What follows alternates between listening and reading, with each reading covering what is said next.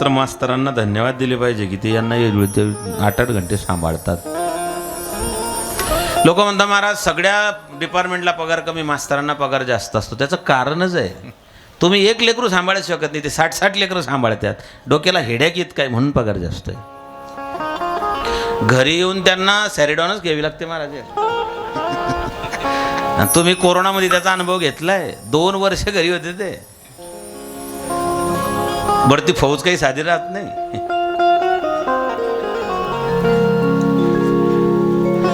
बरं त्यांच्याशिवाय घराली शोभा बी नाही.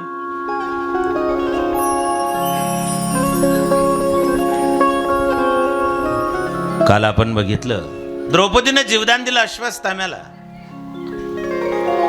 मखमलाबादला जी कथा झाली शिवमहापुराण, त्यावेळेस आपण भगवंताचे जे अवतार झाले महादेवाचे, त्याच्यात अश्वत्थाम्याचा अवतार झाला ही कथा पाहिली होती. तुम्हाला आठवते की नाही मला माहित नाही. तुम्ही विसरता म्हणून बरं आहे, तुम्हाला विसर पडतो म्हणून आमचं बरं चालू आहे. तुम्ही जर सगळं बारीक सारीक ध्यानात ठेवायला लागले, आमचा उसावाल्यांसारखा पट्टा पडलाच म्हणून समजा.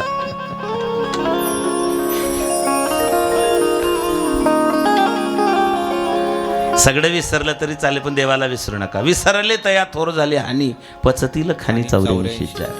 हिंदी सुभाषितकार म्हणता, याद है तो आबाद है आणि भूल गए तो बर्बाद है. याद, देवाची याद केली की देवाला आपली दया येते. याद याच्या उलट दया. दया कोण? दया भाभीने, टपूजी मम्मीने. दया, देवाला आपली दया येते. दया तिचे नाव भूतांचे पालन, दिला दया म्हणतात. भूतदया गायी पशूंचे पालन, तान्हेल्या जीवन वना माझे. एका पुण्यात्म्याच्या, महाभारतामध्ये अनेक आत्मे, दुरात्मा, पापात्मा, महात्मा, धर्मात्मा, हुतात्मा, पुण्यात्मा, परमात्मा, असे अनेक आत्मे. मी असं म्हणेल की ज्यांच्या पुण्यस्मरणानिमित्तानं हा सोहळा होतोय ते पुण्यात्मा होते. आत्मा पुण्यात्मा असल्याशिवाय हा सोहळा होत नाही. खरं तर मरणाचे सोहळे झाले पाहिजे असं शास्त्रकार सांगतात. नेमकं उलट आहे. आपण संसाराचे सोहळे साजरे करतो. महाराज म्हणतात परमार्थात सोहळे साजरे झाले पाहिजे. एक प्रमाण आहे ना, भोग सुखाचे सोहळे न देखिले ते मिळे, भोग सुखाचे सोहळे. सुखाचे सोहळे झाले पाहिजे. मग तुम्ही म्हणा का हो, एक चांगली व्यक्ती आमच्या गावातून, आमच्या घरातून, आमच्या कुटुंबातून एक चांगली व्यक्ती गेली महाराज, आणि तुम्ही म्हणता ते सोहळे. दुःख किती आहे. जीवनातलं अंतिम सत्य मृत्यू आहे. तुम्हाला मला सगळ्यांना एक दिवशी जायचं आहे.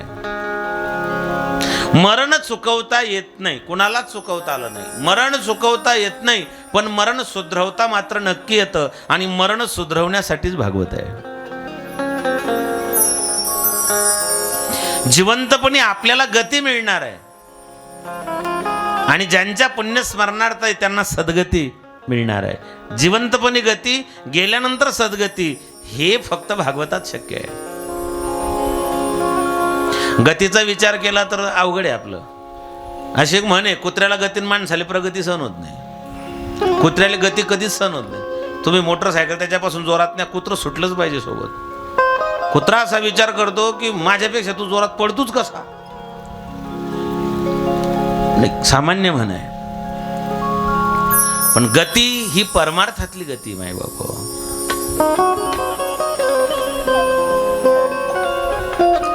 अश्वत्थामा गेला, पण त्याला वाटलं द्रौपदीने मला जिवंत सोडलं. भीम म्हणला देवा अरे त्याला जिवंत नको सोडू. आतताई तो, आतताई कोणाला म्हणतात? 6 गोष्टी जो करतो त्याला आतताई म्हणतात. आपण सहज बोलतो की नाही, काय आतताई माणूस आहे. आतताई कोणाला म्हणतात? आग लावणारा, विष पाजणारा, शस्त्र धरणारा, दुसऱ्याची स्त्री, दुसऱ्याचा मुलगा आणि दुसऱ्याची जमीन बळजबरीनं बळकवणारा, यांना आतताई म्हणतात. 6 पाप. मी नाही, भागवतामध्ये लिहिलेलं आहे. मी तुम्हाला क्रमांक सुद्धा दाखवू शकतो. भागवताच्या 9 स्कंदामध्ये आततायीची व्याख्या लिहिली आहे. हे 6 पाप जो करतो त्याला आतताई म्हणतात. म्हणून दुसऱ्याच्या घराला, शेताला, वाड्याला कशालाही आग लावणे, मारण्याकरता वाईट नियतीने शस्त्र धरणे आणि विष पाजणे, 6 पाप करणारा आतताई आहे. आणि अशा आतताई माणसाला मारून टाकलं पाहिजे असं भगवान श्रीकृष्णाचे वर्णन आहे. भीम म्हणला, देवा अरे त्याला जिवंत नको सोडू, त्याला शिक्षा तर झालीच पाहिजे. पाणी नका वाटू दादा. नाही, शेवटी डायरेक्ट पाणी. डिस्टर्ब होऊन जातं ते सगळं. बोलतो मी, ताण लागते तुम्हाला. बोलतो मी, घसा कोरडा माझा होतो, तुम्हाला ताण लागतीच कशी. नाथाच्या घरची उलटी खून, पाण्याला मोठी लागली तहान. आत घागेर बाहेर पाणी, पाण्याशी पाणी आले मिळून. जे वयस्कर आहे, ज्यांना खरंच अत्यावश्यक आहे, वय झालेलं आहे, त्यांच्यासाठी नियम नाही, पण सगळ्यांना नका वाटू.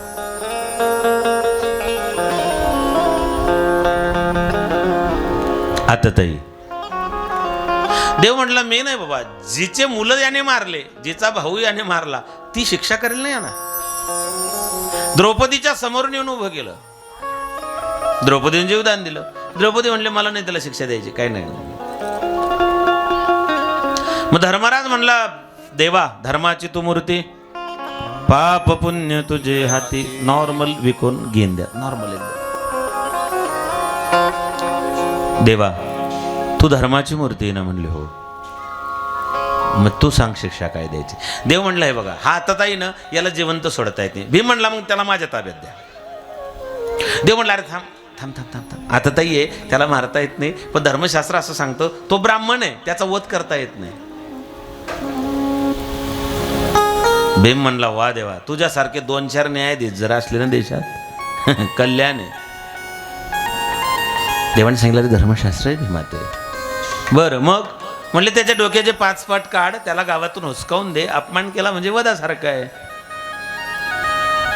इतिहासामध्ये एक शब्द आहे, तो बखरीमध्ये शिवाजी महाराजांच्या जीवनात, आपेश मरणाहून ओकटे. मला 9वीला धडा होता एक, आपेश मरणाहून ओकटे.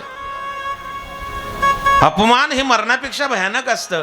याचं डोक्याचे 5 पाट काढ, सोडून दे. अश्वत्थाम्याच्या डोक्याचे केसांचे 5 पट काढले, सोडून दिले. त्याला वाईट वाटलं, तो चिडला आणि त्याने ब्रह्मास्त्र प्रेरित केलं. ब्रह्मास्त्र अभिमंत्रित केलं आणि त्याने सोडलं, निष्पांडवी पृथ्वी हो.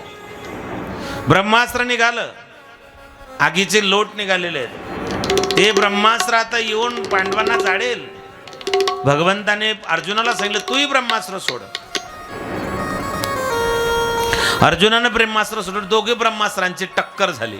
तेव्हाचे ब्रह्मास्त्र म्हणजे आताचं क्षेपणास्त्र.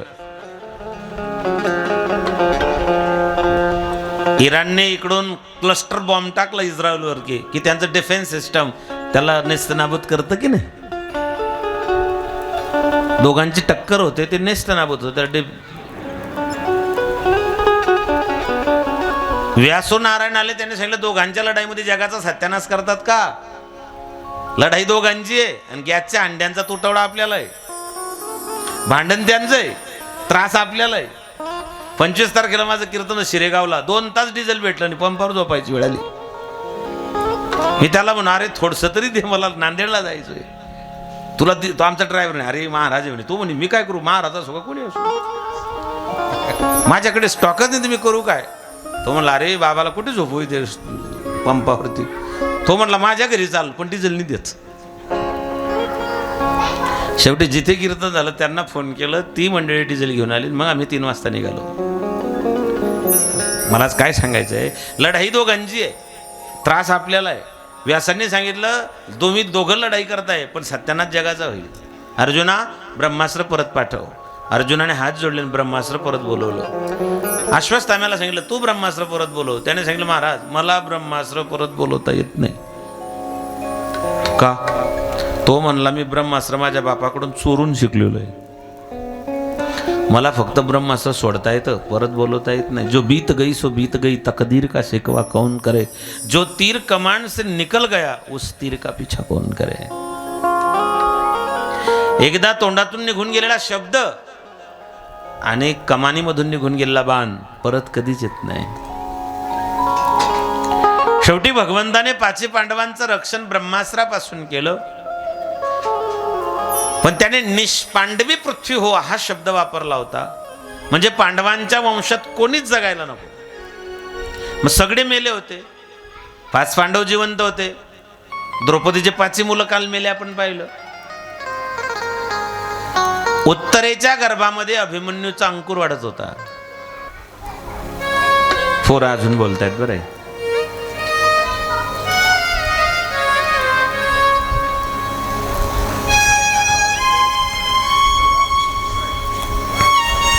वरती इतक्या जवळ आहे, चावडीवरच दरोडा आहे. काय म्हणता याला? चावडीवर दरोडा घालणे.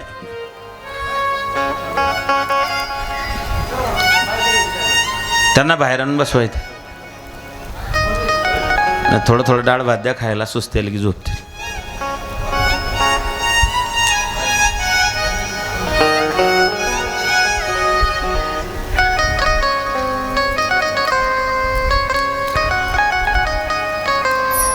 ब्रह्मास्त्र, उत्तरेच्या गर्भाकडे ते ब्रह्मास्त्र आलं. उत्तरेच्या पोटात अभिमन्यूचा अंकुर होता, उत्तरा गरोदर होती. अभिमन्यू ज्या वेळेस मारला गेला त्यावेळेस उत्तरा गरोदर होते.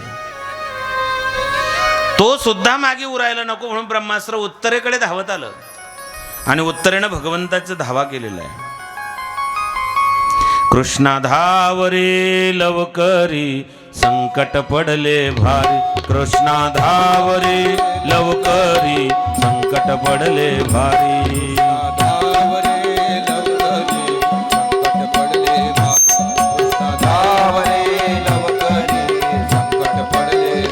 हरी तो आमुचा कैवारे आले विघ्न निवारे, कृष्णा धावरे लवकरी संकट पडले भारी. धावरे लवकरी संकट पडले भारी, कृष्णा धावरे लवकरी संकट पडले भारी. कृष्णा धावरे लवकरी संकट पडले भारी. तुम्हाला मला सगळ्यांना देव कधी आठवतो?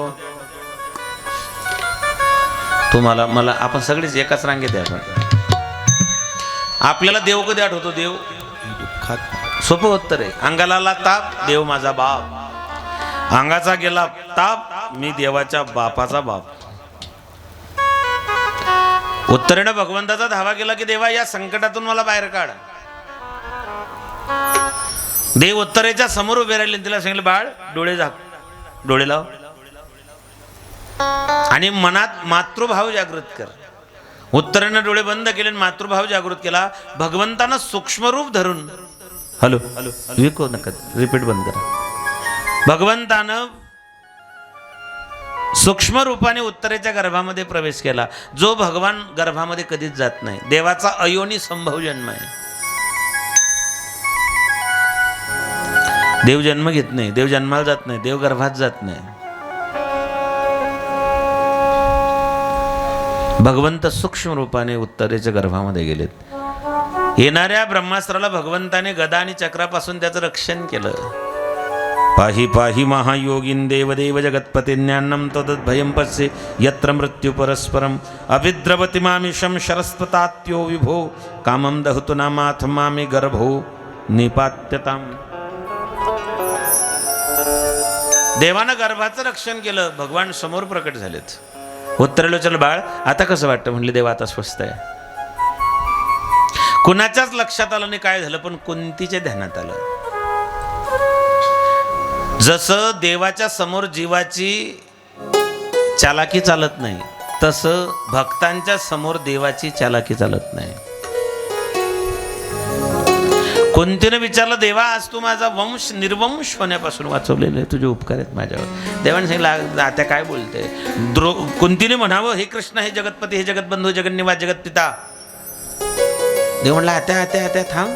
अगं म्हणलं किती बोलते? म्हणले कृष्णा तू जगतपिता आहे, जगतबंधू, जगन्निवास आहे. आज तुझ्यामुळे माझा वंश निर्वंश होण्यापासून वाचला. देव म्हणला अगं आत्या काय बोलते? मी कसला देव, मी कसला भगवान? मी तुझ्या भावाचा मुलगा, अगं तुझा भाचा आहे मी.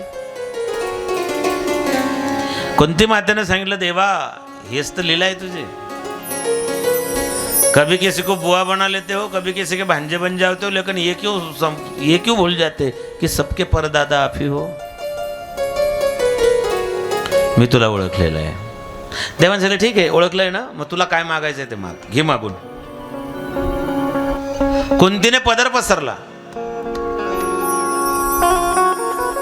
कुंतीने पदर पसरून भगवंताला विनंती केली की देवा, माझ्या पदरात जर तुला टाकायचं असेल तर फक्त दुःख आणि दुःख दे. देव म्हणला, आत्या जीवनामध्ये कमी दुःख भोगलंय का? कोणती इतकं दुःख जगात कोणीच भोगलं नाही. काहींना बालपणात दुःख असतं, तरुणपणात सुख मिळतं. काहींना तरुणपणात दुःख असतं, म्हातारपणात सुख मिळतं. काहींना म्हातारपणात सुख मिळतं, तरुणपणात दुःख असतं. बापाच्या घरी सुखात असाल तर नवऱ्याच्या घरी काहींना दुःख मिळतं. काहींना नवऱ्याच्या जीवनात सुख मिळतं तर मुलाच्या जीवनात वाट्याला दुःख येतं. असं होतं की नाही? पण कुठला तरी एक टप्पा, तरुणपण म्हणजे बालपण, तरुणपण, कौमार्यावस्था, तरुणावस्था, प्रौढावस्था आणि वृद्धावस्था, या 5 अवस्था आहे. पण कोणते असं एकमेव पात्र आहे की कोणतीला जीवनातल्या कोणत्याच टप्प्यात सुख मिळालं नाही. लहानपणी तिचा जन्म झाला पण सांभाळ दुसऱ्यानं केला. कुंतीचं बालपणाचं नाव आहे प्रथा. शूरसेन राजाच्या घरी ती दत्तक गेली, माफ करा, शूरसेनाची मुलगी, पण कुंती भोज नावाच्या राजाच्या घरी दत्तक गेली. दत्तक विधानमध्ये तिचं नाव बदललं, तिचं नाव ठेवलं कुंती. तेव्हापासून आपल्या धर्मात दत्तक नाव बदलतं. दत्तक विधान होतं की नाही, तेव्हा नाव बदलते. कुंतीपासून जोड. पहिला दत्तक विधान सोहळा महाभारतात झालेला आहे. कुंतीचं मागचं नाव गेलं आणि तिचं नाव ठेवलं कुंती.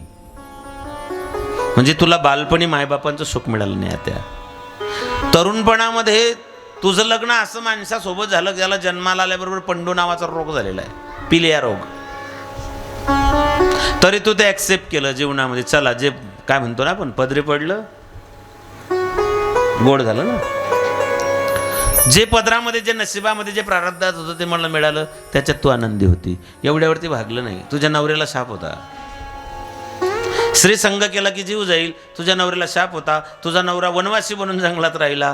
तुझी सवत म्हणजेच माद्री त्याच्या सेवेमध्ये होती. पण एक दिवशी त्याने स्पर्श केला, त्याच्यात तो मेला. मेल्यानंतर ऐन तरुणपणात तुझा नवरा तुला सोडून गेला. तू विधवा झाली. तुझे 3 मुलं आणि तुझ्या सवतीचे 2 मुलं, असे 5 मुलं बोटाला धरून तू हस्तिनापुरात आली. तुझ्या 5 मुलांना मारण्याकरता गांधारीचे 124 घंटे टपलेले होते. भीमाला लाडूमधून विष खाऊ घातलं, लाक्षागृहाला आग लावली, 12 वर्षाचा वनवास, 1 वर्षाचा अज्ञातवास, पुन्हा द्रौपदीचं वस्त्रहरण, हे सगळं तू जीवनात भोगलेलं आहे. आता नाही दुःख देऊ शकत. आणि दुःख पाहिजे कोणाला? मज लागी दुःख होवे. तुमच्या बसलेल्यापैकी किती लोकांना वाटतं बरं आपल्याला दुःख भेटलं पाहिजे? ऐकणाऱ्यांचं जाऊ द्या, सांगणाऱ्याला तरी वाटतं का? तुमचा माझा प्रत्येकाचा अट्टहास कशासाठी आहे? सुखासाठीच ना. सुख म्हणजे काय? सुख म्हणजे नक्की काय?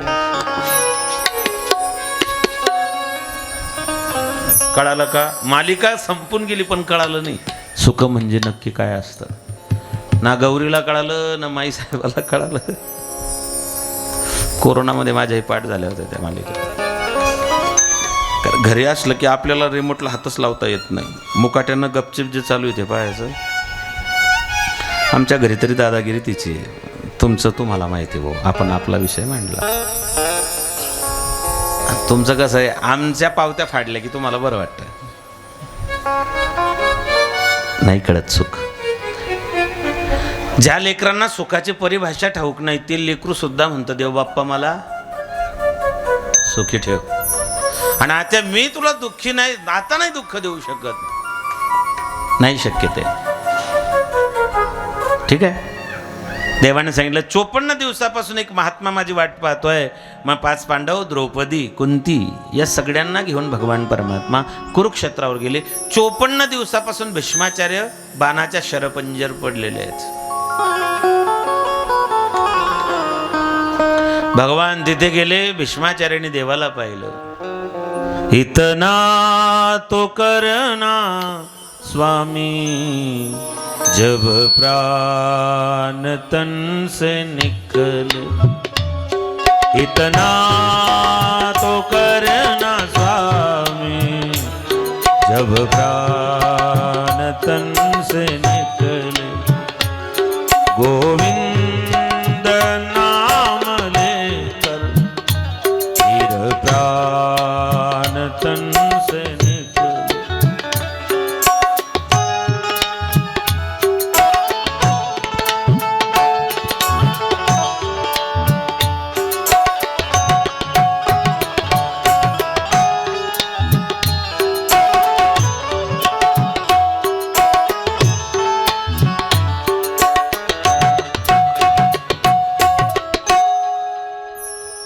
भीष्माचार्य भगवंताला सांगतायत, उस वक्त जल्दी आना, नहीं शाम भूल जाना, मुरली की धून सुनाना, जब प्राण तन से निकले. उस वक्त जल्दी आना, नहीं शाम भूल जाना, मुरली की धून सुनाना, जब प्राण तन से निकले. जब कंठ प्राण आवे, कोई रोग ना सतावे, यम दर्शन ना दिखावे. जब प्राण तन से निकले. देवा, जेव्हा शेवटची घडी येईल तेव्हा यमाचं दर्शन व्हायला नको, आणि होत नाही. माळकऱ्याला शेवटी यमाचं दर्शन होत नाही. पण माळकरी ओरिजिनल पाहिजे बघा.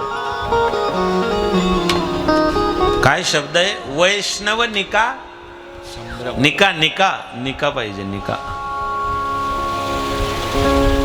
यम दर्शन नाही होत.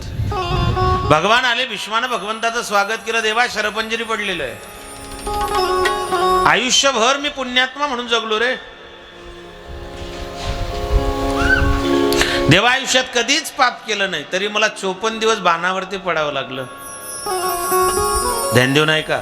ज्याने कधीच पाप केलं नाही तो 54 दिवस बाणाच्या शय्येवर होता. 54 दिवस.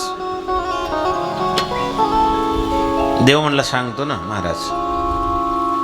म्हणले, पितामह, हे तुमचे नातू भारताचे सम्राट बनले, यांना उपदेश करा. आणि भीष्माचार्य नीती सांगतायत. श्रीधर्म, आपद्धर्म, भागवत धर्म, दान धर्म, अनेक प्रकारचे धर्म भीष्माचार्याने धर्मराजाला सांगितले. आणि बोलता भीष्माचार्य बोलून गेले की धर्मा, 3 गोष्टी लक्षात राहू दे. जर अतिथी दारी आला त्याला विनमुख जाऊ देऊ नको. आपल्या दारी जर कोणी मागणारा आला तर त्याला परत पाठवू नका. नका देऊ दूध जयामध्ये सार, ताकाचे उपकार. नाही दूध देता आलं चालेल, ताक द्या. ताक नाही, पाणी द्या. आणि अतिथी विनमुख जाता कामा नाही. 2, शत्रू जरी शरण आला तरी त्याला मरण द्यायचं नाही, त्याला माफ करायचं. आणि 3, डोळ्यासमोर पाप होताना पाहायचं नाही. भीष्म बोलले पण द्रौपदी हसली. भीष्माचं ध्यान गेलं की द्रौपदी हसते. भीष्मानं विचारलं, द्रौपदी का हसले? म्हणले, काही नाही पितामह. म्हणले, खरं सांग का हसले? कुलीन स्त्रिया उगीच हसत नसतात. हसण्यामुळे महाभारत झालं, तुला माहित नाही का? तूच हसली होती ना. तो दुर्योधन पडला होता पाण्यात, तूच हसली होती ना. म्हणले, हो. मग आता का हसले? म्हणले, काही नाही पिता. म्हणले, पोरी, एवढं मोठं ओझं घेऊन मला मरायचं नाही आहे, खरं सांग. तिने सांगितलं, पितामह माफ करा. तुम्ही माझ्या नवऱ्याला आता मरताना सांगताय की डोळ्यासमोर पाप होताना पाहू नये, पण जेव्हा मी एक वस्त्रा होती, मला कोरोनच्या सभेत फरफटत आणलेलं होतं, त्यावेळेस मी सगळ्यात आधी तुम्हाला हात जोडले होते की पितामह दुःशासनाला आवरा. तेव्हा तुम्ही खाली मान घातले होते.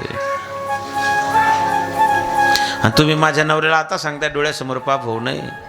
तुमच्या डोळ्यासमोर तर मला विवस्त्र करण्याचा प्रयत्न केला गेला, तेव्हा तुमची नीती कुठे गेली होती? भीष्माच्या डोळ्याला धारा लागल्या. भीष्माने सांगितलं, पोरी, मी का खाली मान घातली ऐक. ज्याच्या दरबारात मी बसलो होतो त्याच्या घरचं अन्न खाल्लेलं होतं, मिंध्या बनलेलं होतं, मिंध्या. त्याच्यामुळे खाली मान घालावी लागली. त्या अन्नापासून जे रक्त बनलं ते रक्त अंगात आहे. 54 दिवसापासून बाण आरपार गेलेले आहे, म्हणून अंगातलं रक्त टपकत आहे. जोपर्यंत हे रक्त गळून जात नाही तोपर्यंत मी शुद्ध होत नाही, मला मुक्ती मिळत नाही. जैसे खावे अन्न तैसे होते मन, जसे प्यावं पाणी तशी होते वाणी, जसा करावा संग तसा चढतो रंग. जसं पाणी पिलं तशी वाणी होते. आमच्या गल्लीमध्ये एक माणूस आदल्या दिवशी हिंदीतून शिव्या देत होता, दुसऱ्या दिवशी इंग्लिशमधून बोलायला लागला. आमच्या बाजूचेच गेले, म्हणले का तुम्ही काल हिंदीतून शिव्या द्यायचे, आज इंग्लिशमधून देताय, याचं कारण काय? म्हणले मी आज इंग्लिश घेतले. जसं प्यावं पाणी तशी होते वाणी, जसा करावा संग तसा चढतो रंग. कोळशाच्या खाणीत जो माणूस कामाला आहे, किती गोरा असेल तो, संघ कोळशाचा आहे, तो गोरा राहू शकत नाही. अरे संघ वाईटाचा आहे, तुम्ही चांगले राहू शकत नाही. द्राक्षाचा वेल, सगळे बागायतदार आहे तुम्ही म्हणून द्राक्षाचा विषय सांगतो. जुनी म्हण आहे, द्राक्षाचा वेल निंबावरी गेला, कडू का झाला? संगतीमुळे. द्राक्षात किती कोणती व्हरायटी ना तुम्ही, किती महागड्याला मला नाव नाही सांगता ना, आमच्याकडे पिकतच नाहीत. आमच्याकडे पिकत नाही म्हणून मी द्राक्षांच्याच पिरियडमध्ये इकडे जास्त कीर्तन घेतो. किती चांगली व्हरायटी, किती गोड व्हरायटी, किती चांगल्या शुगरची व्हरायटी लावा, पण तो वेल जर निंबावरती गेला तर द्राक्ष कडू होतात. कशामुळे? संगतीमुळे. ढेकणाच्या संगे हिरा तो भंग कुसंगी नाडला, साधू साधून कुसंगाची संगत करू नये.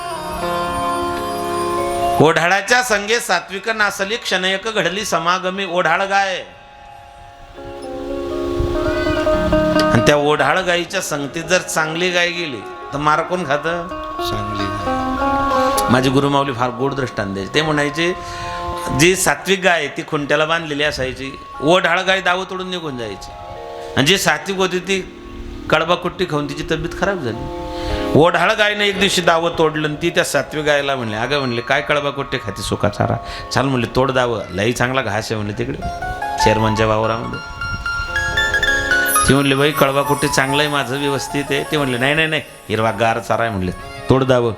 तिचं ऐकून हिने दावं तोडलं आणि गेली हिरवा गार चाराच खायला लागली. एक ध्यानात ठेवा, जी ओढाळ गाय किंवा जे ओढाळ जनावर असतं त्याचं एक लक्षण आहे, कारण मी 12 वर्ष गायी सांभाळलेली आहेत. मी 12 वर्ष गायी सांभाळलेल्या आहेत. मला आमच्या बापूबाबांनी सांगितलं, या भानगडीत पडू नको, हे बंद कर. ते तसंच होतं ना सीताराम भाऊ. मी कथा कीर्तन करून गेलो की तो आमचा ढोरक्या मला म्हणे बाबा 50 द्या. म्हटलं कशाला? म्हणे मारून येतो. त्याला म्हटलं अरे कीर्तनाचे पैसे आहेत ते. म्हणले तू तिकडे काही कर, मला लागतं संध्याकाळी. काय करणार? मी काही सांभाळलेलं आहे त्याच्यामुळे मला माहिती आहे. जी ओढाळ गाय ती कधीही पहा, तुम्ही शेतकरी आहात तुम्ही, ओढाळ गाय जेव्हा शेतात चरायला जाते एक घास खाते आणि लगेच चावरी बावरी पाहते. एक घास खाते लगेच आजूबाजूला पाहते कोणी येतंय का. आणि जे सात्विक तिनं कधी हिरवा चारा पाहिला आणि तिने जे खाली मान घातली तिनं पाहिलंच नाही मागून कोण येतंय. जसं शेतकऱ्याच्या लक्षात आलं त्याने काठी उचलली आणि तो जसा पळत आला, पहिल्यांदा कोणाला दिसला असेल तो वडाळला.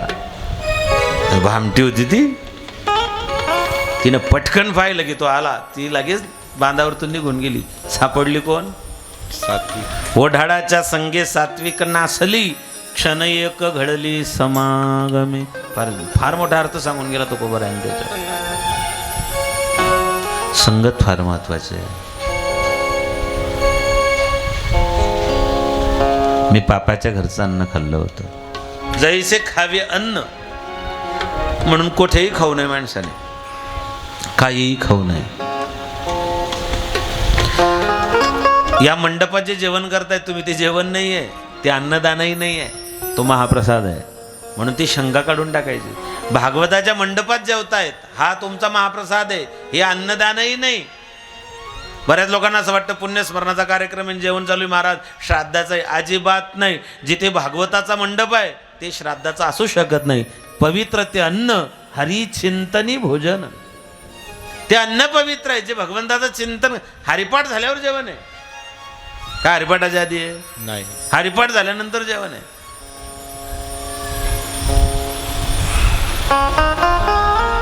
भीष्मानं सांगितलं त्याच्यामुळे मला पडावं लागलं द्रौपदी इथे 54 दिवस शरपंजरी. मायबापा एक वाक्य सांगतो तुम्हाला. भीष्म कोणाचे पुत्र होते?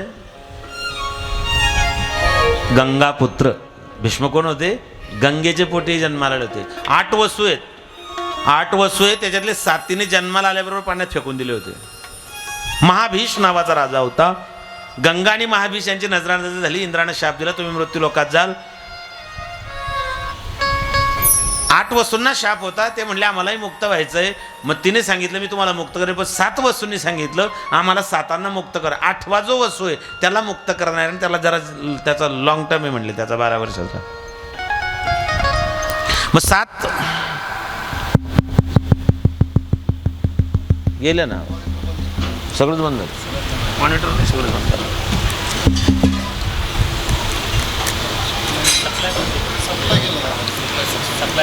आपलं रेकॉर्ड तेव्हा एकदा तर लाईट जाईन आपल्या कार्यक्रमात. कारण बी सांगितलं तुम्हाला, आज नाही सांगत, थोडं पुढे सांगितलं.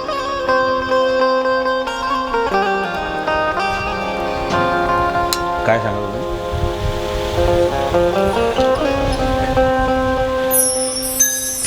काय सांगत होतं?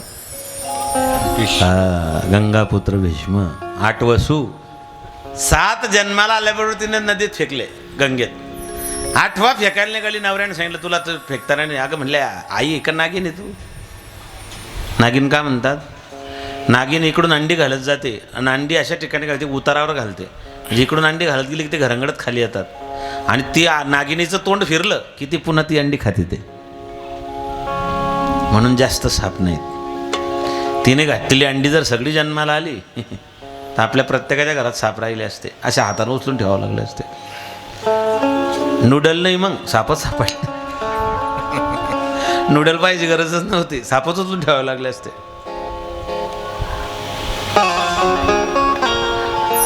आणि तिने नवऱ्याला एक वचन दिलेलं होतं.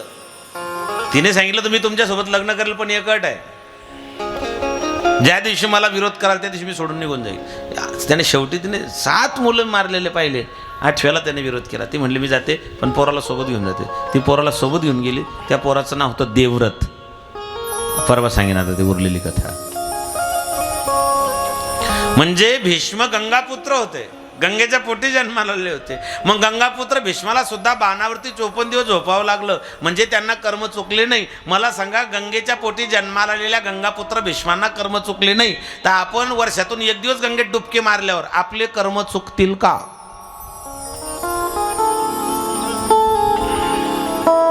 चुकतच नाही.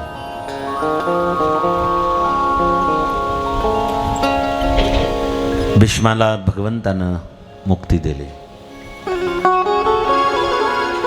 5 पांडव गेलेत, राजे झालेत, भगवान द्वारकेला गेले. उत्तरेने 9 महिने 9 दिवसांनी एक बाळ जन्माला घातलं.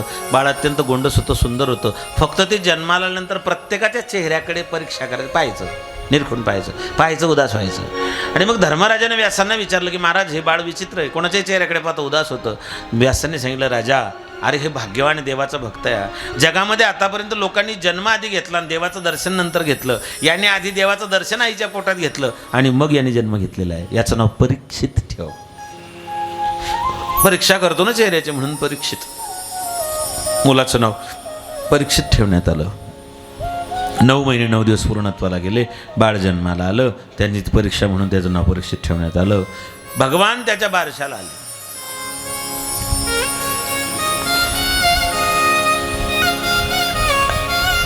लाहो लागला हो लागला आंबेचा, लाहो लागला हो लागला आंबेचा, लाहो लागला हो लागला आंबेचा, लाहो लागला हो लागला आंबेचा, लाहो लागला हो लागला आंबेचा, लाहो लागला हो लागला आंबेचा, लाहो जाऊ लागला हो लागला बेटा जाऊ लागला हो लागला बेटा नामदेवा पुत्र झाला.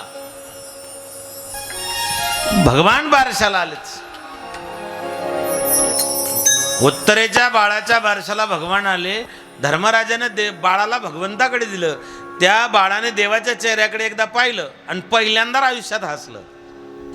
धर्म म्हणला देवा तुझ्याजवळच हसला हा. त्याचं कारण असं होतं. का हसला तो? त्याने सांगितलं तो हा माधव बर्वा आणि तो हा तो ज्याने मला आईच्या गर्भात वाचवलं तो आणि हा द्वारकाधीश हा एकच आहे. भगवान द्वारकेला गेले. पांडवांचं राज्य सुरू झालं. पण त्यांना कलियुगाचे लक्षण जाणवू लागले. ऐका कलीचे महिमान. असत्या रिगती पापा देती अनुमोदन करती हेळन संतांचे. कलियुग या कलियुगाच्या ऐकावी थोरी. पुत्र होईल पित्याचा वैरी. भ्रतार सोडून घरोघर फिरती नारी. आईसा शकून आम्ही सांगतो निर्धारी. बरं याच्यात काही एखादी टक्का तरी खोट आहे का? 1% तरी खोट आहे का याच्यात? कलियुगाची ऐकावी थोरी. पुत्र होईल पित्याचा वैरी. अरे जिथे मुलं बापाचे वैरी होत आहे तिथे पुतणे काकाचा सोहळा करताय. असेही लेकर समाजात आहेत. एकीकडे समाजामध्ये मुलं बापाचे वैरी बनत आहेत. मी मखमलाबादच्या कथेतही सांगितलं होतं की मुलाने बापाकडे रिक्षा घ्यायला पैसे मागितले. बापाने रिटायरमेंटचे पैसे दिले नाही. मुलानं पट्ट्यानं बापाला इतकं मारलं जोपर्यंत त्याचा जीव जात नाही तोपर्यंत मारलं. एकीकडे संपत्तीसाठी प्रॉपर्टीसाठी बापाचे जीव घेणारे लेकर आहे आणि एकीकडे माझ्या काकानं जे काही केलं त्या उपकारातून उतराई होण्याकरता आपल्या काकाच्या भागवताचे सोहळे करणारे या ठिकाणी पुतणे आहेत. हे 2 विषय आहेत. हे 2 टोक आहेत.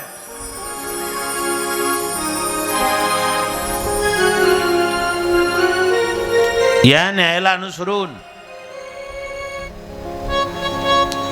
कलियुगाचे लक्षणं सुरू झालेत. भावा भावामध्ये भांडणं सुरू झालेत. नवरा बायकोमध्ये कलह सुरू झाला. लोक खोटं बोलायला लागले. धर्मराजाने विचार केला की हे काही लक्षणं बरोबर नाही. अर्जुनाला जवळ बोलला आणि अर्जुन सांगितलं अर्जुना जा द्वारकेला देवाची भेट घेऊन ये बरं एकदा. अर्जुन द्वारकेला गेले. भगवान निजी धामाला गेले होते. द्वारका समुद्रात बुडाली होती. 1985 साली सर्वेक्षण झालं होतं पाण्यामध्ये की मूळ द्वारका बेट द्वारका खरंच द्वारका समुद्रात बुडाली होती का. तेव्हा भारतीय पुरातत्व खात्याने द्वारकेच्या खाली समुद्रात जाऊन तेव्हा त्यांनी निरीक्षण नोंदवलं आणि त्यांनी सर्वे केला. ते म्हणले हो 5000 वर्ष अगोदर द्वारका समुद्रात बुडाली होती असं भारतीय पुरातत्व खात्याचे रिपोर्ट आहेत. तुम्हाला आठवतं की नाही मला माहीत नाही पण मागे आपले माननीय पंतप्रधान एकदा द्वारकेला खाली समुद्रात गेले होते. यूट्यूबला चेक करा, गुगलला सर्च करा. माननीय मोदी साहेब द्वारकेच्या बेट द्वारकेला जिथे द्वारका मूळ द्वारका जिथे बुडाली तिथे समुद्रात खाली गेले होते आणि खाली जिथे भगवंताची एक मूर्ती आहे त्या द्वारकेचा नमस्कार करून आले होते. काल मला वाटतं चहाच्या बागमध्ये होते आसामला. चहा खुडत होते. चहावाला चहा खुडत होता बघ काल. कालचा सेल्फी ना त्यांचा.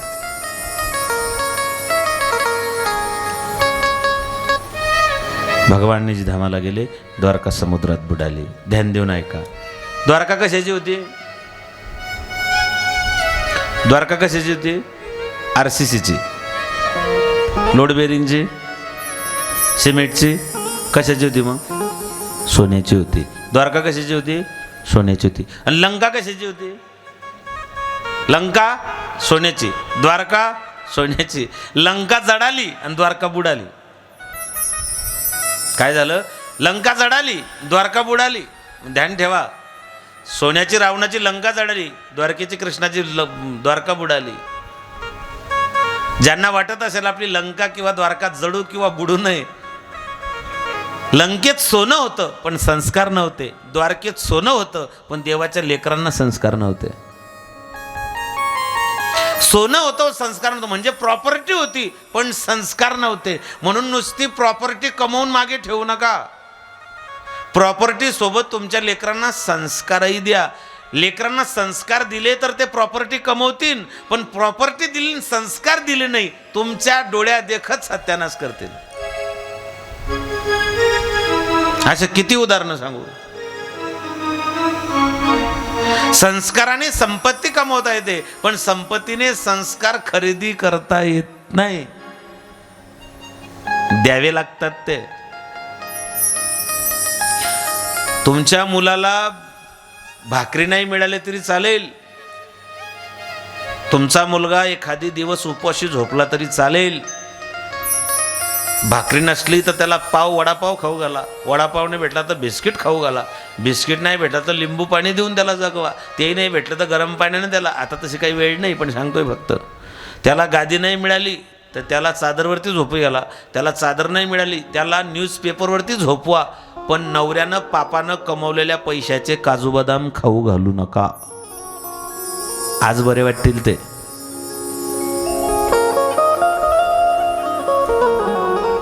पण त्याचे इफेक्ट भयानक असतात. बुडाली. अर्जुनानं पाहिलं, देवाने एक निरोप टाकला होता, माझ्या बायकांना घेऊन जा सुरक्षित. भगवंताच्या बायकांना घेऊन अर्जुन निघाला, दुःखी होता. पंजाबमध्ये आला, पंजाबमधून जाताना त्याच्यावर टोळीवाल्यांचा हल्ला झाला, त्याला मारलं अर्जुनाला लोकांनी, दरोडेखोरांनी मारला. ज्या अर्जुनाने एकट्याने महाभारताची लढाई जिंकली, एकट्याने.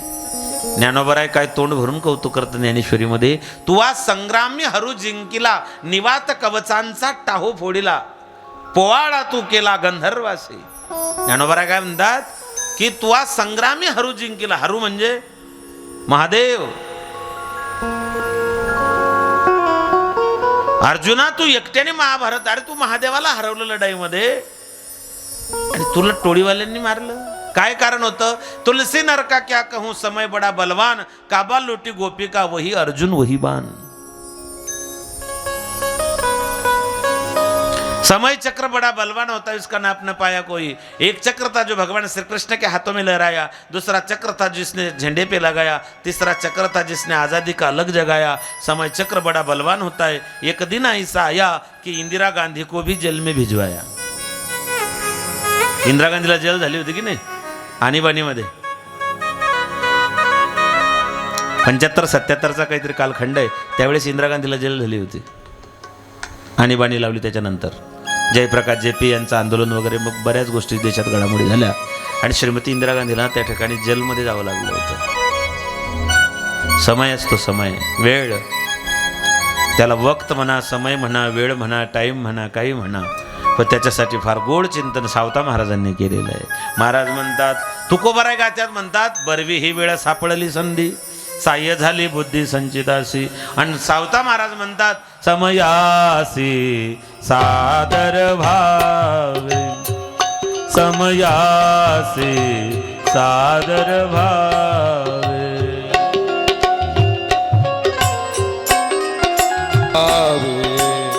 समयाची सादर भावे, देव ठेविल तैसे रहावे, देव ठेविल तैसे रहावे, समयासी सादर भावे, समयासी सादर भावे. समयाची सादर भावे, समयासी सादर भावे.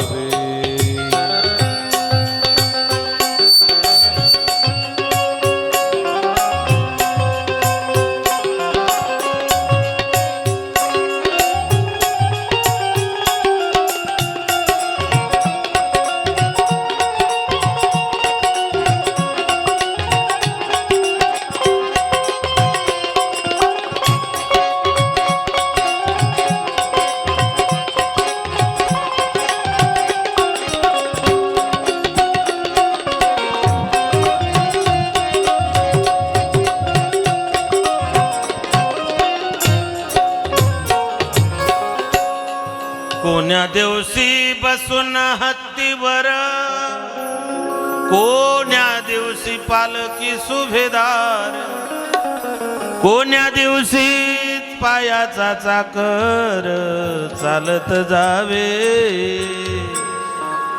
समयासे सादर व्हावे. समय पा कसा असतो, जो आयुष्यभर मर्सिडीज गाडीमध्ये फिरला, काय जो आयुष्यभर लक्झरीज कारमध्ये फिरला, मेल्यानंतर कोणत्या गाडीत टाकून नेता? घरातलीच गाडी वापरता ना, फॉर्च्युनर, लक्झरीज गाडी, महागड्या टोयोटाच्या गाड्या नाही ना. मग नगरपालिकेची 108. हा समय आहे. एक समय तो होता लक्झरीज गाडीमध्ये फिरत होता, एक समय असा आला नगरपालिकेच्या गाडीत ॲम्ब्युलन्समध्ये जावं लागलं. एक समय असा होता की बंगल्यामध्ये गाद्या गिरद्या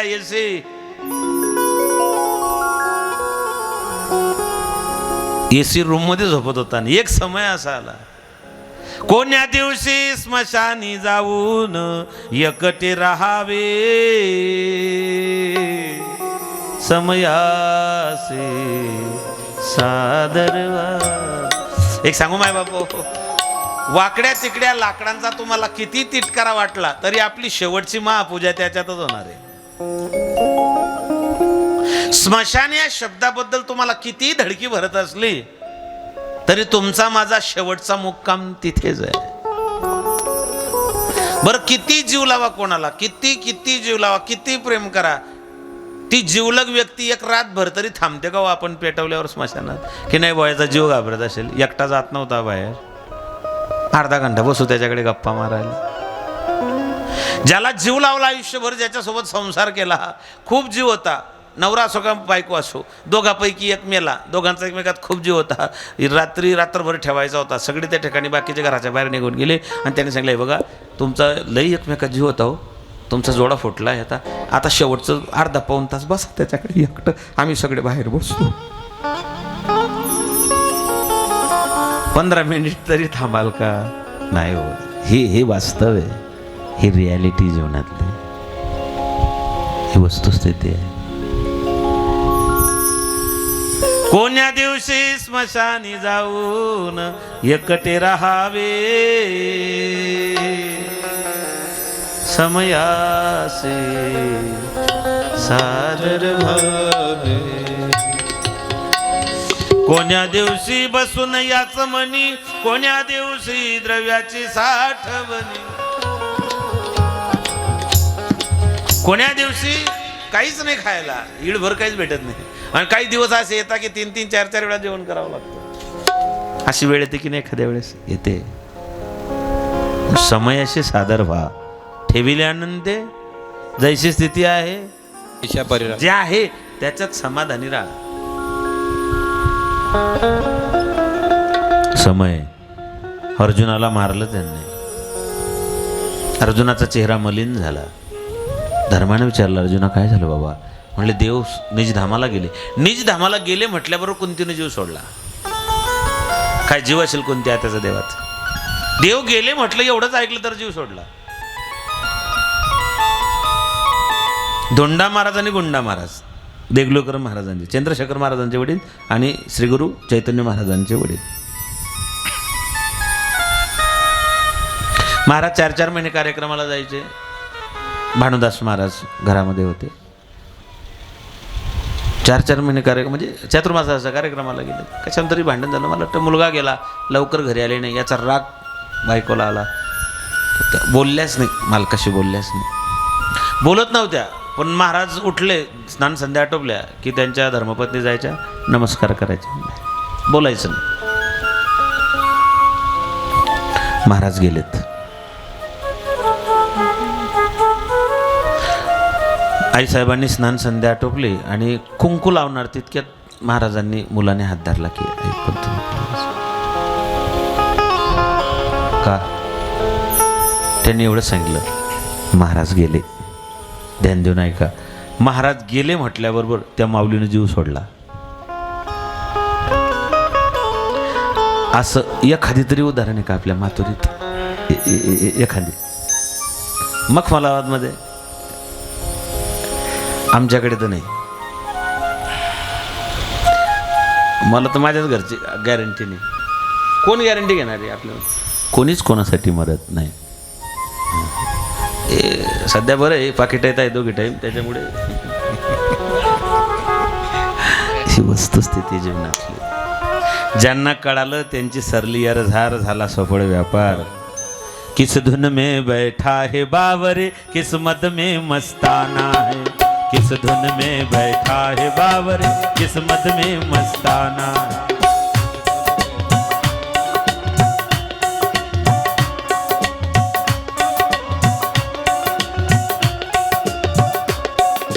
सोने वाले जाग जा, सोने वाले जाग जा, संसार मुसाफिर खाना है. किस धुन में बैठा है बावरे, किस्मत में मस्ताना है. किस धुन में बैठा है बावरे, किस्मत में मस्ताना.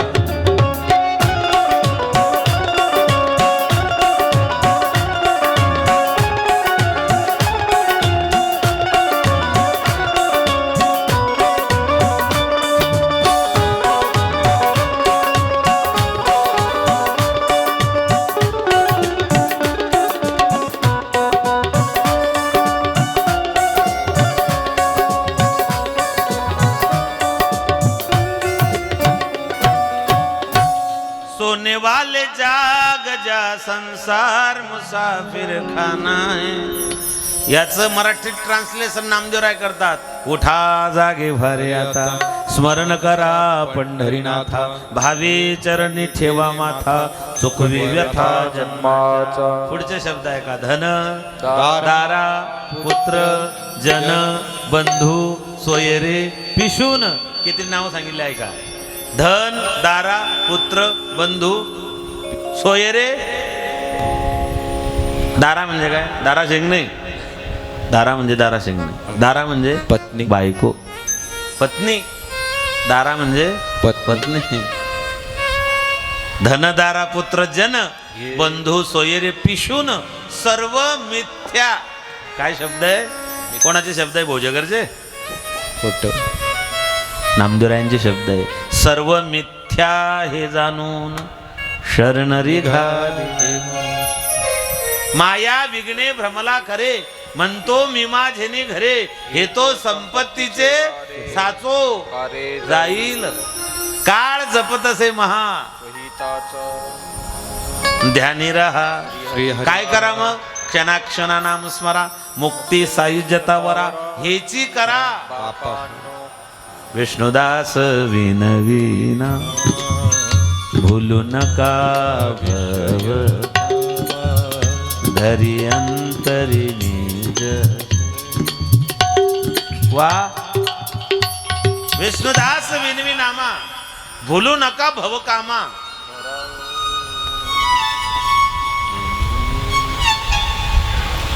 जीवनातली ही वस्तुस्थिती भागवतकरांनी मांडली.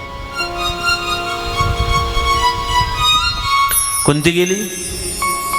पांडवांच्या लक्षात आलं भगवान गेले, थांबण्याचा अर्थ नाही आहे. पांडवांनी आनंद फानंदमध्ये घाई गर्दीमध्ये तातडीने परीक्षितीला राजा बनवला. राजपाटाचा, राजचिन्हाचा, राजभोगांचा, वैभवांचा सगळ्यांचा त्याग केला. 5 पांडव, 6 द्रौपदी, 7वा कुत्रा. 7 लोकांचा प्रवास सुरू झाला. धर्माने परीक्षितीला राजा बनवला. त्यांना वाटलं आपल्या हातून बंधू हत्या झालेली आहे, भावाची हत्या झालेली आहे, म्हणून काशीला गेले. काशीला महादेव भेटले नाहीत. मग फलबादच्या कथेत सांगितली ते कथा, त्याच्यामुळे रिपीट करत नाही आता. भाऊ हत्या, बंधू हत्या, भ्रातू हत्या घडलेली आहे. काशीला गेले, महादेव सापडले नाहीत. हरिद्वार ऋषिकेशला गेले, तिथे सापडले नाही. गंगोत्री यमुनोत्री तिथे सापडले नाही. मग केदारनाथला सापडले. मग केदारनाथला सापडले. केदारनाथाची ते पांडवांनी भगवंताचं विग्रह निर्माण केला. आणि मग ज्या रस्त्यानं पांडव स्वर्गाला गेले त्या गावाचं नाव आहे माना. काय नाव आहे? तुम्ही माना अगर नका माना, पण माना हे भारताच्या बॉर्डरवरचं शेवटचं गाव आहे. आम्ही जेव्हा गेलो बद्रीनाथला, आम्ही हट्ट धरला होता आमच्या आयोजकांकडे की मानाला जायचंय. त्यांनी काही मानलं नाही आमचं. ते म्हणे नाही महाराज, मानाला जायचं संध्याकाळ होईल, नाही शक्य होणार. ते माना नावाचं गाव आहे. तिथून पांडव स्वर्गाला गेले अशी आख्यायिका आहे. पांडव स्वर्गाला गेलेत. पण द्रौपदी मरून पडली, भीमार्जुन नकुल सहदेव मरून पडले, धर्माच्या पायाचा अंगठा गळून पडला. शेवटी कुत्र्याला सोबत घेऊन गेली यमपुरीमध्ये. असं म्हणताय कुत्र्याने यमपुरी बघितली आहे. कुत्र्याला मृत्यू कळतो. ज्या कुत्र्याचा पूर्ण काळा रंग आहे त्याला कुठेच दुसऱ्या रंगाचा डाग नाही, असं कुत्र काळ भैरवाचं वाहन आहे. कुत्र्याला यम दिसतात. 3 दिवस आधीच कळतं त्यांना की कोणाचा तरी नंबर लागणार आहे. कुत्र रडतं. इकडचे कुत्रे बोंबलता की नाही मला माहित नाही, पण आमच्याकडचे बोंबलते. कुत्र्यांमध्ये प्रकार आहे बरं. काही कुत्रे लग्नाच्या मंडपावर भुंकतात, काही सप्त्याच्या मंडपावर भुंकतात, काही मोटरसायकलच्या मागे भुंकतात, काही 4 व्हीलरच्या मागे भुंकतात. पण त्या कुत्र्याचा एक प्रकार आहे की कोणी जर मरणार असलं तर ते 20 बरं जो जाणार आहे त्याच्याच घराच्या आजूबाजूला काही अंतरावरती भुंकतं. ते हे संकेत आहेत. जुन्या लोकांना कळत होतं, लोक सांगत होते, लोकांना कळून जायचं. अजून भूकंप होताना पशुपक्ष्यांना कळतं, अतिवृष्टी होणार असली तर पशुपक्ष्यांना कळतं, सुनामी लाटा आल्या तरी पशुपक्ष्यांना कळतं. पंजाब डग जे हवामान खात्याचा अंदाज सांगतात ते सगळं निसर्गाचा अभ्यास करूनच सांगतात. गारपीट होणार आहे, पाऊस होणार आहे, जास्त पाऊस पडणार आहे. तो जो अंदाज आहे तो निसर्गाच्या बदलात, वातावरणाच्या बदलातून आहे. कुत्रा सोबत होता. कुत्र्याने यमपुरी बघितली होती. धर्मराज यमपुरीमध्ये गेलेत. सगळे भाऊ त्यांचे मुक्त झालेत. पुण्यात्मे होते स्वर्गामध्ये गेलेत. इकडे राजा परीक्षिती राजा झालेत. त्यांनी साम्राज्य सांभाळलं. एक दिवशी ते सरस्वती नदीच्या काठानं दक्षिण दिशेला, दक्षिण दिग्विजयाला निघाले.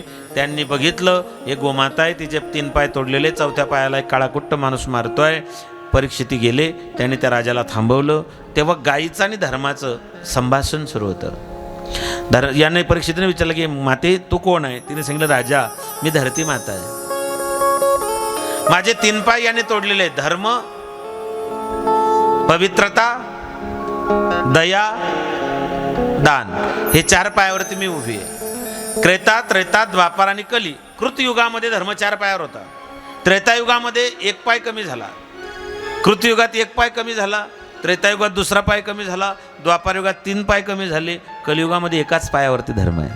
आणि म्हणून बऱ्याच वेळा आपण मराठीमध्ये एक शब्द वाक्प्रचार वापरतो, धर्माचा पाय लंगडा असतो. धर्माचा पाय लंगडा असतो. कलियुग धर्म फक्त 1 पायावरती उभा आहे. धरतीनं गायीचं रूप घेतलं. बैल धर्माचं स्वरूप आहे, गाय धरतीचं स्वरूप आहे. यांनी रूप घेतलं. आज बरीचशी मंडळी बाहेरून आली नाही का?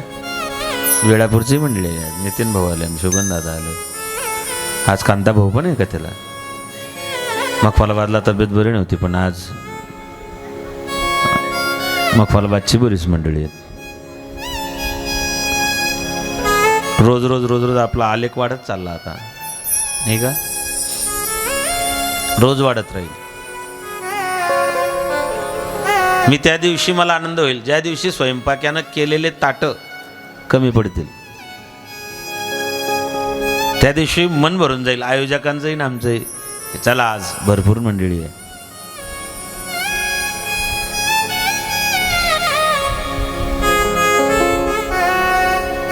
धर्म आणि धरती, गाय आणि बैल. धरती गाईचं स्वरूप आहे, बैल धर्माचं स्वरूप आहे. पूर्वी शेतकरी सुखी होता कारण त्याच्या अंगणात धरती पण होती आणि धर्म पण होता. धर्माची जागा ट्रॅक्टरनं घेतली, धरतीची जागा बदलल्या. आधुनिकता आहे, आधुनिक शेती केलीच पाहिजे, त्याच्याशिवाय आपल्याला पर्याय नाही. पण गोमातेची सेवा आपल्या हातून घडली पाहिजे, एवढा एकच अट्टहास भागवतकरांचा आहे. काळा कुट्ट पुरुष आहे. धर्माचा परीक्षितीला धर्माचा नातू होता, त्याला चीड होती, धनुष्याला बाण लावला म्हणले लढायला तयार होत.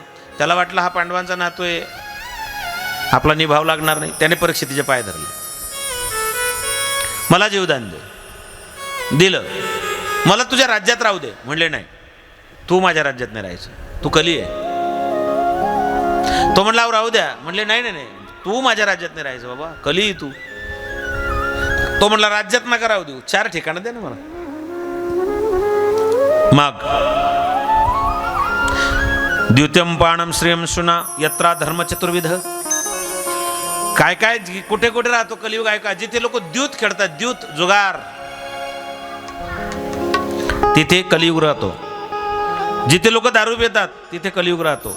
जिथे स्त्री संग केला जातो परस्त्री तिथे कलियुग राहतो. आणि जिथे हिंसा मांसाहार केला जातो तिथे कलियुग राहतो.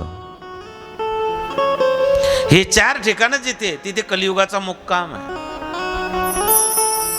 यांनी सांगितलं महाराज हे सगळे ठिकाणं अपवित्र, चांगलं ठिकाण द्या ना एखादी. म्हणले जा सुवर्णात राहा. सोन्यात सांगितलं. डोक्यात सोन्याचा मुकुट होता. कलियुगाचा प्रादुर्भाव झाला. भाद्रपद वद्य त्रयोदशी वार शुक्रवार दुपारच्या 3ऱ्या प्रहरी कलियुगाला सुरुवात झाली. कलियुगाचं आयुष्य आहे 4,32,000 वर्ष. 5,252 वर्ष त्याच्यातले झाले. खाली जे उरलेले आहेत त्याचं तुम्ही काउंटिंग करून घ्या. म्हणून ब्राह्मणबा पूजा करताना म्हणता जम्बूद्वीपे भरतखंडे गोदावरी दक्षिण तटे कली प्रथम चरणे. हे कलीचं पहिलं चरण आहे, प्रथम चरण आहे. 4 चरण असतात, त्यातलं कलीचं पहिलं चरण सुरू आहे. कलियुगाला सुरुवात झाली. राजा घरी आला, मुकुट उतरवून ठेवला. आपल्या खजिन्यातला एक जुना मुकुट घातला. तो जरा संदाचा मुकुट होता. डोक्यात मुकुट घातला. शिकारीला गेला. उन्हाळ्याचे दिवस होते. घशाला कोरड पडली होती. तहान लागली होती. पाणी कुठे मिळत नव्हतं. समोर एका ऋषीची पर्णकुटी पाहिली. राजाला वाटलं तिथे पाणी असेल. राजा शमिक ऋषीच्या पर्णकुटीत गेले. शमिक ऋषी ध्यानस्थ बसले होते. ब्रह्मानंदे लागले टाळी कोंदे हाते सांभाळे. राजाला वाटलं अरे पाखंडी साधू या, मला पाहून घेतलं, डोळे लावून घेतले. एवढा मोठा राजा मी आता इथे आलो. मला या म्हटलं नाही, बसा म्हटलं नाही, गंधा लावला नाही, टोपी दिलं नाही, मला आव भगत केलं नाही. ढोंगी बांधला. मेलेला साप बाणाच्या टोकानं उचलला, साधूच्या गड्यात टाकला, निघून गेला. या साधूचा मुलगाला ऋषी शृंगी ऋषी शृंगीनं पाहिलं बापाच्या गड्यात मिळालं सर्प आहे. त्याने सर्प काढून टाकला. कमंडलूत पाणी घेतलं. ज्याने माझ्या बापाचा अपमान केला, माझा बाप ध्यानस्थ बसलेला असताना माझ्या बापाच्या गड्यात सर्प टाकला, त्याला आजपासून 7व्या दिवशी तक्षक नावाचा सर्पदंश होऊन मरण येईल. गोपाल कृष्ण भगवान की जय. विठ्ठल माझा माझा माझा माझा माझा विठ्ठल माझा मी विठ्ठलाचा. विठ्ठल माझा माझा माझा माझा माझा विठ्ठल माझा मी विठ्ठलाचा. विठ्ठल माझा माझा माझा माझा माझा विठ्ठल माझा मी विठ्ठलाचा. विठ्ठल माझा माझा माझा माझा माझा विठ्ठल माझा मी विठ्ठलाचा. विठ्ठल माझा विठ्ठल माझा मी विठ्ठलाचा. विठ्ठल माझा विठ्ठल माझा मी विठ्ठलाचा. हे विठ्ठल माझा विठ्ठल माझा मी विठ्ठलाचा. विठ्ठल माझा विठ्ठल माझा मी विठ्ठलाचा. विठ्ठल माझा विठ्ठल माझा मी विठ्ठलाचा. विठ्ठल माझा विठ्ठल माझा मी विठ्ठलाचा. विठ्ठल माझा विठ्ठल माझा मी विठ्ठलाचा. विठ्ठल माझा विठ्ठल माझा मी विठ्ठलाचा. विठ्ठल माझा माझा माझा माझा माझा विठ्ठल माझा मी विठ्ठलाचा. विठ्ठल माझा माझा माझा माझा माझा विठ्ठल माझा मी विठ्ठलाचा.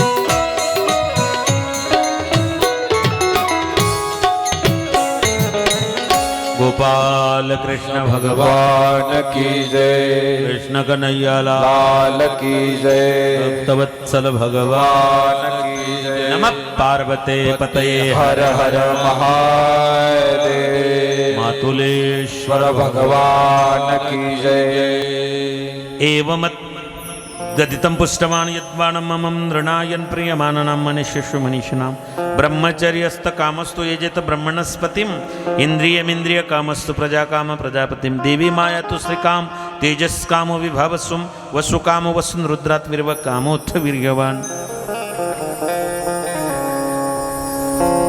सातव्या दिवशी मरण येणार. गौरमुख नावाच्या शिष्याला बोलवलं. गौरमुखाला सांगितलं की जाऊन राजाला सांग तुला 7व्या दिवशी मरण येणार आहे. गौरमुख नावाचा शिष्य गेला हस्तिनापुरात सांगितलं राजा तुला 7 दिवसात मरण येणार आहे. काय तुला 7 दिवसात तुला तरुण जाण्याचा मार्ग करायचा तो कर. राजाला वाटलं मी मरणार. त्यांनी आपलं राज्य जन्मेजय नावाच्या राज्याला देऊन टाकलं त्याच्या मुलाला. परीक्षितीच्या बायकोचं नाव आहे इरावती. इरावतीला सांगितलं जन्मेजय राजाला राज्य दिलं. गंगेच्या किनारी कानपूरच्या जवळ सुक्ताल नावाचं तीर्थ आहे तिथे येऊन बसलेत. मी मरणार. त्यांनी चिंतन सुरू केलं. ध्यान देऊन ऐका. मी मरणार अशी ज्याला भीती होती त्याला भागवत सांगितलं आणि मी मारणार असं ज्याला वाटत होतं त्याला गीता सांगितली. ज्याला हा भ्रम होता की मी मारणार आहे त्याला गीता सांगितली आणि ज्याला ही भीती होती की मी मरणार आहे त्याला भागवत सांगितलं. याचा अर्थ असा आहे ज्याला वाटतं हे सगळं मी करतोय हे माझ्यामुळे होतंय हे सगळं माझ्यामुळे चालतंय असं ज्याला वाटतं त्याने गीता एकदा वाचून काढावी. आणि ज्याला मरणाची भीती की मी मरणार आहे मृत्यूची सारखी भीती वाटत असेल त्याने भागवत वाचावं ऐकावं श्रवण करावं. आजोबाला गीता सांगितली आणि नातवाला भागवत सांगितलं. म्हणून ऐका जे तुम्ही भक्त भागवत कराल ते हित शुद्ध करा सत्य करा. जाऊन बसले 25 साधू आले.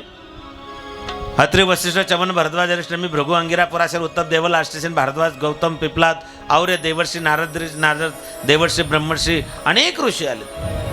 राजा पहिला प्रश्न करा ज्याचं मरण जवळ आलं त्याने उद्धारासाठी काय करावं सांगता येत नव्हतं. सगळे बसलेले 16 वर्षीय अजानुभाऊ क्षत्रिय ब्रह्मनिष्ठ कोटी चंद्र सूर्यासारखं भगवान शुकदेव आगमन झालं. शुकरूप प्रबोधज्ञ सर्वशास्त्र विशारद येत्कथा प्रकाशन मद ज्ञान विनाशय शुकदेव भगवान की जय भागवत महापुराण पुराण की जय. भगवान शुकांचं आगमन झालं. परीक्षिती उठून उभे राहिले. परीक्षिती नाही त्यांचे आजोबाबी सभेत होते त्यांचे पंजोबाबी सभेत होते त्यांचे वडीलही सभेत होते. त्यांनी शुकदेवांना पाहिलं आणि सगळ्यांनी उठून उभं केलं. यांना वाटलं एवढे मोठे मोठे ऋषी नमस्कार करताय. परीक्षिती उठले गेले चरण प्रक्षालन केलं. सांगितलं महाराज आपण आले आपल्यामुळे माझा मंडप. बाकीच्यांनी सांगितलं चुप चुप बोल नको स्तुती करू नको. त्यांना स्तुती आवडत नाही. तो काही भोजेकर नाही. चांगला म्हटलं गेला की फुलून जाईल. त्यांना स्तुती आवडणार नाही. जास्त स्तुती केली निघून जातील ते. बोल नको नमस्कार कर गपचूप बैस. त्यांचा नियम होता गाईचं दूध काढायला जितका वेळ लागतो तितकाच वेळ शुकदेव कुठे जाऊन भिक्षा मागायचा. ओम भगवती भिक्षां देई. मग गाईचं दूध काढायला 6 मिनिटं लागतात असं भागवत सांगतात. देशी गाईचं दूध काढायला 6 मिनिट लागतात. 6 मिनिट एका ठिकाणी थांबायचे. दिलं पुढे निघून जायचे. राजा जास्त बोलू नको स्तुती करू नको. भगवान शुकदेव बसलेत. नाभी राजा घाबरू नको. याने विचारलं महाराज ज्याचं मरण जवळ आलं त्याने काय केलं पाहिजे ते सांगा. त्याने सांगायला सुरुवात केली. राजन ज्याला ब्रह्मतेज पाहिजे त्याने बृहस्पतीची इंद्रियांमध्ये शक्ती पाहिजे त्याने इंद्राची संतान पाहिजे त्याने प्रजापतींची लक्ष्मी पाहिजे त्याने माया देवीची तेज पाहिजे त्याने अग्नीची धन पाहिजे त्याने वसूची अन्न पाहिजे त्याने अदितीची स्वर्गाची कामना त्याने देवतांची आयुष्य पाहिजे त्याने अश्विनी कुमारांची पुष्टी पाहिजे त्याने पृथ्वीची यश पाहिजे त्याने यज्ञ पुरुषाची खजाना पाहिजे त्याने वरुणाची विद्या पाहिजे त्याने शंकराची नवरा बायकोत प्रेम पाहिजे त्याने पार्वतीची धर्म उपार्जनासाठी भगवान विष्णूची, वंश परंपरा टिकण्यासाठी पितरांची, संकटापासून वाचण्याकरता यक्षांची, बलवान होण्याकरता मरुद्गणांची, राज्य पाहिजे त्यांनी मन्वंतरांची, अभिचार पाहिजे त्यांनी निवृत्तीची, भोग पाहिजे त्यांनी चंद्रमाची, निष्कामता पाहिजे त्यांनी नारायणाची, आणि ज्याला सगळ्यांचा स्वामी व्हायचं आहे त्याने ब्रह्मदेवाची आराधना करावी. तुला काय पाहिजे? कुणाला काय पाहिजे? तुला यातलं काय पाहिजे? मला यातलं काहीच नको. मुनिवर, सृष्टीची उत्पत्ती कशी झाली? त्यांनी सांगितलं, जेव्हा कोटीच नव्हते काही, चंद्र सूर्य तारा पाय अवघे शून्याची होते पाय. एक निराकार गोलाकार वस्तू होती, ती फुटली, त्याच्यातून विराट पुरुष बाहेर निघाला, त्याच्या मुखातून बाहेर श्वास पडला. ओम अ उ म, अकार उकार मकार, ब्रह्मा विष्णू महेश, उत्पत्ती स्थिती लय. ब्रह्मदेवाला कार्य दिलं उत्पत्तीचं, भगवान विष्णू कार्य सांभाळण्याचं, भगवान शंकराला कार्य दिलं संहार करायचं. ब्रह्मदेवापासून 4 वर्ण, 4 आश्रम, 4 देह, 4 वाण्या यांची उत्पत्ती झाली. ब्रह्मदेवापासून 4 वर्ण जन्माला, ब्राह्मण, क्षत्रिय, वैश्य आणि शूद्र. ब्रह्मदेवापासून 4 आश्रम जन्माला आले, ब्रह्मचारी, ग्रस्ताश्रम, वानप्रस्थ आणि संन्यास. 4 देह जन्माला आले, स्थूल, सूक्ष्म कारण आणि महाकारण. 4 वाण्या जन्मा, परा, पश्यंती, मध्यमा आणि वैखरी. ब्रह्मदेव रजगुणी, भगवान विष्णू सत्वगुणी, भगवान महादेव तमगुणी आहेत. तमाची अधिष्ठात्री देवता भगवान शंकर आहे, रजाची अधिष्ठात्री देवता भगवान महादेव आहे, आणि सत्वगुणाची अधिष्ठात्री देवता भगवान विष्णू हे परमात्मा आहे.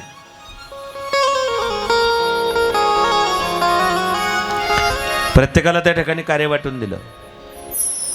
विराट पुरुषाच्या शरीराचे 2 भाग झाले, प्रकृती आणि पुरुष. पुरुषाचं नाव दिलं स्वयंभू म्हणू, प्रकृतीला नाव दिलं शतरूपा. त्यांना 2 मुलं झाले, प्रियव्रत आणि उत्तानपाद. त्यांना 3 मुली झाल्या, आकुती, देवहूती आणि प्रसूती.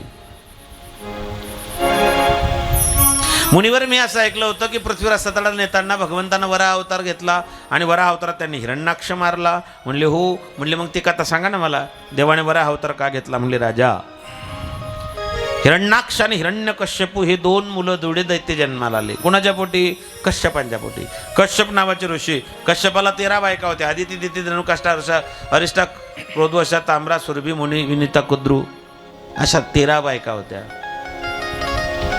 दितीपासून दानव झाले हिरण्याक्ष आणि हिरण्यकश्यपू. म्हणले मग ऋषीच्या पोटी, ब्राह्मणाच्या पोटी, सत्वगुणी माणसाच्या पोटी दैत्य जन्माला आले, कसं शक्य आहे? गर्भसंस्कार. राजन, सायंकाळची वेळ होती. दिती आपल्या मालकाजवळ आली, तिने सांगितलं, माझ्या सवतींना मुलं झाले. आदितीला 12 आदित्य जन्माला आले, मला मुलबाळ नाही आहे, संतती अनुग्रह.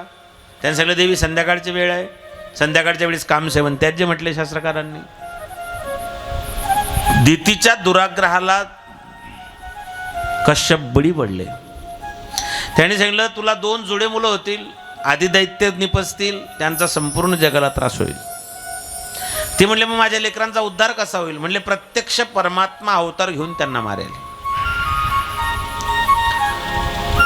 परीक्षितीने विचारलं, महाराज मग यांच्या पोटी जन्माला आलेले पुण्यात्मेच असतील ना? म्हणले, हो. म्हणले, मग ते कोण होते? म्हणले, सनकादिक ऋषींनी शाप दिले, ते भगवान विष्णूच्या दरबारातले 2 द्वारपाल, जय आणि विजय.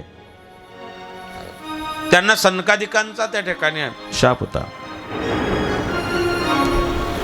ब्रह्मदेवाचे 4 मुले, सनक, सनातन, सनतकुमार आणि सनक नंदन. त्यांना सनकादिक म्हणतात. तुम्ही सनकादिक संत मनविता कृपा, एवढा करा उपकार, सांगा देवा नमस्कार, माझी भाकावी करुणा, विनवा पंढरीचा राणा, तुका म्हणे मज आठवा, मूळ लवकरी पाठवा. सनकादिक 7 पायऱ्या आहे स्वर्गाला जाण्याकरता. निवृत्ती ज्ञानदेव सोपान मुक्ताबाई, एकनाथ नामदेव तुकाराम. निवृत्ती ज्ञानदेव सोपान मुक्ताबाई, एकनाथ नामदेव तुकाराम. निवृत्ती ज्ञानदेव सोपान मुक्ताबाई, एकनाथ नामदेव तुकाराम. निवृत्ती ज्ञानदेव सोपान मुक्ताबाई, एकनाथ नामदेव तुकाराम. सावता गोरोबा चोखोबा निळोबा, जनाबाई मीराबाई मंगलनाम. सावता गोरोबा चोखोबा निळोबा, मीराबाई जनाबाई मंगलनाम. निवृत्ती ज्ञानदेव सोपान मुक्ताबाई, एकनाथ नामदेव तुकाराम. निवृत्ती ज्ञानदेव सोपान मुक्ताबाई, एकनाथ नामदेव तुकाराम. आमच्या फळावरचं भजन आहे मुक्ताईच्या. निवृत्ती ज्ञानदेव सोपान मुक्ताबाई. अख्ख्या महाराष्ट्रात सगळीकडे एवढंच म्हणता आमच्या मुक्ताबाई. आम्ही सगळ्यांचे नाव घेतो. शेख मोहम्मद ते सुद्धा घेतो आम्ही. सावता गोरोबा चोखोबा निळोबा जनाबाई मीराबाई मंगलनाम. सावता गोरोबा चोखोबा निळोबा जनाबाई मीराबाई. तुमचं बी नाव आहे त्याच्यात. जनाबाई आहे, मीराबाई आहे, मुक्ताबाई आहे, सगळ्यांचे नाव आहे त्याच्यात. आम्ही मुक्ताईच्या फळावर सगळ्यांचे नाव घेतो. आम्ही कोणता साधू मागे ठेवत नाही. शेवटी माय आहे ना, मायला सगळ्यांना घेऊन जावं लागतं. तुम्ही दादाकडेच आहे, तुमच्या दादागिरी तुमची. निवृत्ती दादाचे तुम्ही, त्याच्यामुळे तुमची दादागिरी चालते. आम्हाला ऐकून घेणं पडतं, कारण सगळ्यात लहान आम्हीच आहे ना. चारी भावंडामध्ये सगळ्यात लहान कोण? आणि सगळ्यात मोठा अधिकार कोणाचा? दादा. समजाच आहे. दादा सुद्धा चपकायचे. पण ज्ञानोबारायांना बोलल्या, निवृत्तीनाथ दादांना मुक्ताबाई आयुष्यात कधीच बोलल्या नाही बरं. एखादी प्रमाण आहे कुठेच नाही. मुक्ताबाईंनी रिस्पेक्ट केली होती मोठ्या भावाचे. मुक्ताबाई दादांच्या विरोधात किंवा दादांना उलटून ज्ञानोबारायांना बोलल्या. ज्ञानोबारायांना तर असं झापलंय त्यांनी. 11 बंगलीले साधू झाला बोलते का आपण, मोठा साधू आया गेला. काय साधूपणाचं आव्हान तो. हे मुक्ताबाई ज्ञानोबारायांना बोलले. आधी झापून घेतलं आणि मग हाडूच लढीवाड मुक्ताबाई जीव ठाईचे.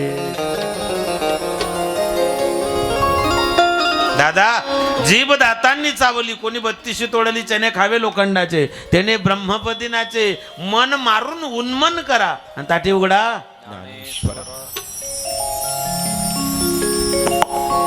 तेवढा अधिकारी मोठा होता. सगळ्यांचं भजन आहे. हे 7 तत्व आहेत वारकरी संप्रदायातले. एवढे 7 तत्व जरी आत्मसात केले तरी वारकरी संप्रदायात आपला उद्धार होऊन जातो.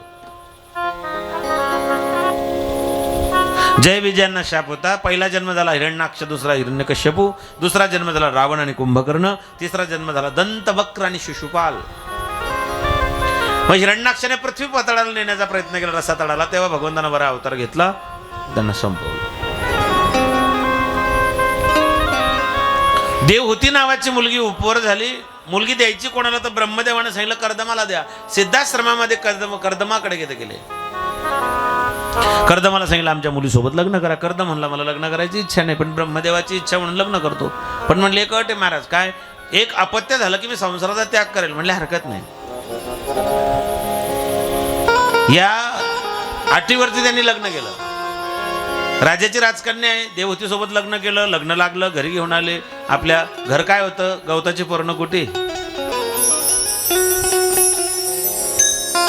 त्या पर्णकुटीमध्ये आले. पाय टाकणार, त्यांनी खाली बीड पाहिलं. त्या बिळामध्ये काही मेंढक होते. काय म्हणतात त्याला? मेंढक हिंदी शब्द आहे. बेडूक. बेडूक, साप, उंदीर. ते म्हणले महाराज हे काय? म्हणले हा बेडूक आहे, हा उंदीर आहे, हा साप आहे. म्हणले हे इथेच राहता का? म्हणले हो, ते या कुट्याला आपलं घरच समजतात. म्हणजे वा वा चांगलं आहे. वरती पाहिलं तर वरती पक्ष्यांनी घरटे केले होते. चिवचिवाट होता सुरू. ते म्हणले हे काय? म्हणले हे पक्षी सहकुटुंब सहपरिवार इथेच राहतात. आणि म्हणले मग तुम्ही कुठे राहतात? त्यांनी कोपऱ्यात एक आसन दाखवलं, कुशासन. म्हणले तिथे गवताच्या आसनावर मी असतो. ते म्हणले थोडी साफसफाई करू का घराची? करा ना. तिने साफसफाई करायला घेतली. यांनी सांगितलं मी थोडं भजन करतो, देवाचं ध्यान लावतो. म्हणले लावा. त्या आसनावर बसले, ध्यान लावलं, ध्यान लागलं. किती दिवस? 2 दिवस नाही, 2 आठवडे नाही, 2 महिने नाही, 40 वर्ष समाधी लागली. किती? 40 वर्ष समाधीत निघून गेले. 40 वर्षानंतर त्या माता माऊलीने थोडीशी वात समजली, पुढे गेले. उजेड जास्त झाला, लख प्रकाश पडला. त्यांनी डोळे उघडले. सुरकुत्या पडलेली एक स्त्री होती. तिला विचारलं कोण आहे? इथं काय करतायत? ते म्हणले महाराज 40 वर्ष अगोदर एक राजा राणी आली होती. त्यांनी त्यांची मुलगी तुम्हाला दिली होती. लग्न झालं होतं, आठवतं का तुम्हाला? म्हणले हो हो. म्हटलं मग जिच्या सोबत लग्न झालं ती मी आहे. यांना वाईट वाटलं. अगं म्हणले माझ्यामुळे तुला किती त्रास झाला.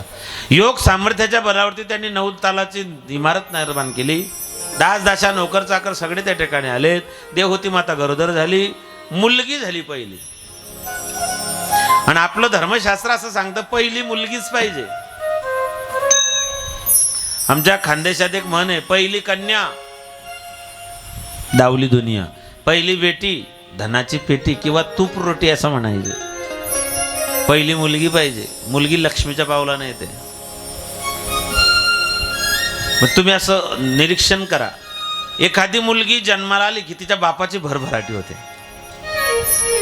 आठवा चांगलं, एखाद्याची मुलगी जन्माला आली की मुलगी जन्माला आल्यापासून त्याची भरभराटी होते. आणि असे बरेच उदाहरण आहेत की त्या मुलीचं लग्न होऊन ती सासरी गेली की बापाला उतरती कळा लागते.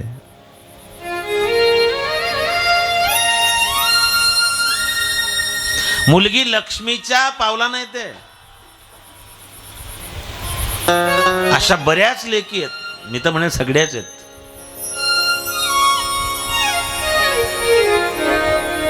पहिली मुलगी पाहिजे. तुम्हाला मला प्रत्येकाला वंशाचा दिवा पाहिजे. दिवा, हा दिवा कधी भडका धरीन त्याचा भरोसा नाही. असे बरेच दिवे जे की त्यांनी जिवंतपणे मायबापांना दिवे दाखवले. मुलीला पंथी म्हणतात. 9 महिने 9 दिवसाने झाली जग बघण्याची घाई. वंशाच्या दिव्या पायी नको पंथी विजवू आई. वंशाच्या दिव्या पायी नको पंथी विजवू. उद्या तुझ्या गर्भाची चाचणी होणार ग. मुलगी आहे म्हणून सारे नाक मुरडणार. तुझ्या या बाळाची त्याची मुकल्या जीवाची ती कुजबुज ऐकू येई. वंशाच्या दिव्या पायी नको पंथी विजवू.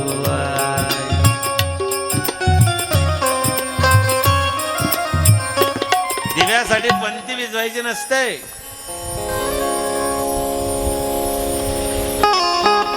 मुलगी लक्ष्मीचं स्वरूप आहे. मुली इतकं प्रेम दुसरं कोणीच करत नाही. मुलीचं जितकं बापात प्रेम असतं पण ते प्रेम स्वार्थी नसावं. बरं, मुलीचं बापात जे प्रेम आहे जगातलं असं एकमेव प्रेम आहे ते निस्वार्थ प्रेम आहे. मुलगी बापावरती निस्वार्थ प्रेम करते.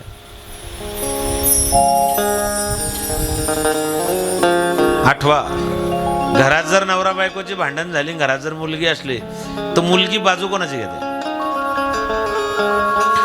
चूक कोणाची असू द्या ती बापाचीच बाजू घेते. नाही बाप्पा तुमचं बरोबर आहे, ही जास्त चिडचिड करते, हिच्या गोळ्या सारल्या आहे, जास्तच करायला लागली आता ही, माझ्याही मागे असेच लागते, तुम्ही टेन्शन नका घेऊ, तुम्ही यावर जरा मातुलेश्वर मंदिरात दर्शन करून. मुलगी फक्त बापाचीच बाजू घेते, आईची बाजू कधीच घेत नाही.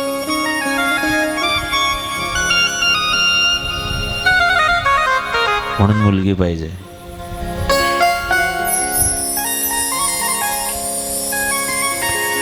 पहिली मुलगी झाली, दुसरी मुलगी झाली, तिसरी मुलगी, चौथी, 5वी, 6वी, 7वी, 8वी, 9वी, 9 मुली झाल्या. त्यांना 9 चालल्या. काही नाही, एकही चालत नाही. 10वा मुलगा झाला कपिल. कपिल भगवंत हे नारायणाचे अवतार आहेत. 24 अवतारापैकी अवतार कपिलांचा आहे. कपिल भगवंताचा अवतार झाला. कपिल भगवंतानं यांनी सांगितलं तर मुलगी झाल्याबरोबर मी त्या ठिकाणी संसार त्याग करते म्हणले, मुलगा झाल्याशिवाय त्याग करता येत नाही. मग ते थांबलेत, मुलगा झाला, निघून गेले. मग आई उदासीन झाली. आईचा चेहरा पाहिला आणि कपिलानं आईला जो उपदेश केला त्याला कपिल गीता म्हणतात. कपिलानं आईला सांगितलं, तुझा न भरोसा न माझा भरवसा, जग हे कुणाचे सांग भल्या मानसा.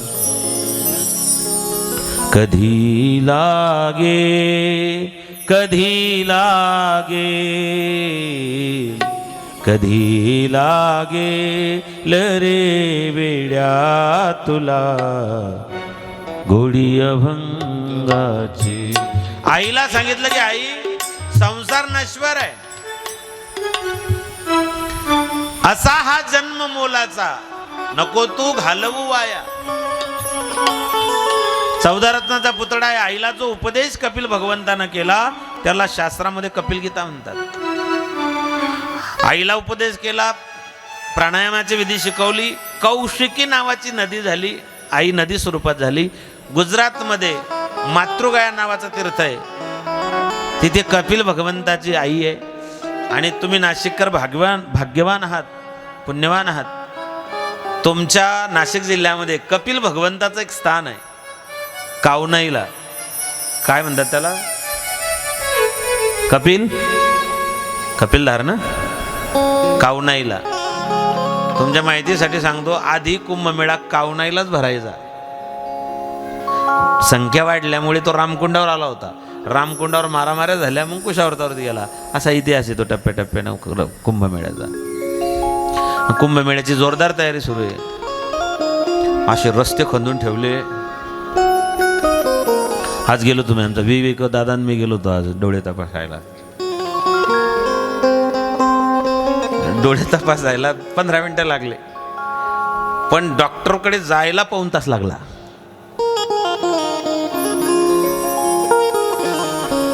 कुंभमेळ्याला महिनाभर इकडेच थांबणार आहे. आपण मी डुबक्या मारून येऊ ना. आणि मी शॉर्टकट शोधून ठेवलंय, दाजीच्या भट्टीवर जायचं तिकडेच उडी मारायची गोदावरी.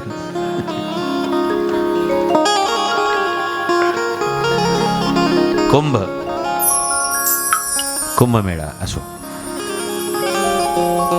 कपिल भगवान मातृगया, वडिलांचे पितृगया. बहिणी होत्या 9 ब्रह्मदेवाला 10 मुलं होते. 9 मुली ब्रह्मदेवाच्या घरी दिल्या. एक मुलगा ब्रह्मचारी होता नारद देवाचा, त्यांचं नाव नारद. नारदाने लग्न केलं नाही. लग्न करायची इच्छा झाली नारदाला, पण लग्न नाही केलं. 2-3 प्रसंग आहे नारदाचे. कपिल भगवंताची कथा येते आणि मग पुढे भगवान शंकराची कथा येते. दक्ष प्रजापती नावाचा राजा होऊन गेला. या राजाला 16 कन्या झाल्या. या 16 कन्यांपैकी त्यांनी एक कन्या महादेवाला, एक कन्या एक मुलगी महादेवाला दिली होती. तिचं नाव सती. सगळा संसार सुखाचा होता, सगळीकडे आनंदी आनंद होता. यांनी यज्ञ करायचं ठरवलं आणि यज्ञ करत असताना सगळ्यांनी उठून यज्ञात दक्षाचं स्वागत केलं. फक्त महादेवाचं त्या ठिकाणी दक्षाकडचं स्वागत महादेवाकडून करताना राहून गेलं. याचा राग दक्षाला आला की माझा जावई मला अपमानित करतोय, त्यांनी माझा उठून नमस्कार केला नाही, स्वागत केलं नाही. जावई मुलाच्या जागी असतो आणि माझ्या जावयाने माझा अपमान केला. दक्ष प्रजापती येत आहेत. या महाराज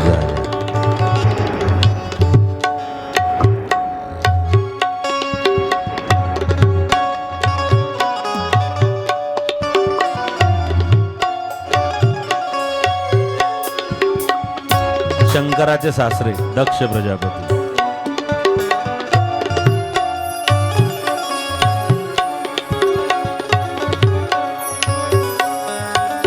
खर्च द्या एक महाराजांना.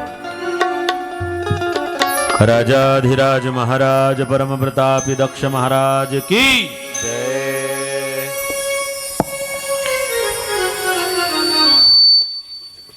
आणल्या ते आली मग. घ्या इकडे घ्या, बसा महाराज. वा वा वा. दक्ष राजाचं, दक्ष प्रजापती यांचं आगमन झालं.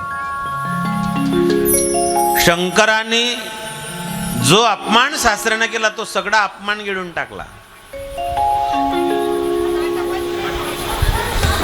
बोल नका, बोल नका. महादेव कैलासात निघून गेले. माता सतीला झालेला अपमान सांगितला नाही. पण याला वाटलं दक्षाला की महादेवाला कमी लेखलं पाहिजे, महादेवाचा अपमान केला पाहिजे. याने यज्ञाचं आयोजन केलं कणखल क्षेत्रात. सगळ्यांना बोलवलं, महादेवाला आमंत्रण दिलं नाही, महादेवाला बोलवणं धाडलं नाही. सतीने गंधर्वाच्या बायकांना विचारलं की तुम्ही सगळ्या जातात, म्हणले तुझ्या बापाच्या घरी, मला आमंत्रण नाही. वाईट वाटलं, बापाच्या घरी आपण गेलं पाहिजे. महादेवाला विनंती केली, महादेवाने सांगितलं आपल्याला आमंत्रण नाही, आपण नाही गेलं पाहिजे. ज्या घरात आपल्याबद्दल आदर नाही, प्रेम नाही, जिव्हाळा नाही, आपुलकी नाही, त्या घरात माणसाने जाऊ नये. बोलावणं आल्याशिवाय नाही, आमंत्रण आल्याशिवाय नाही. आमंत्रण वेगळं, निमंत्रण वेगळं.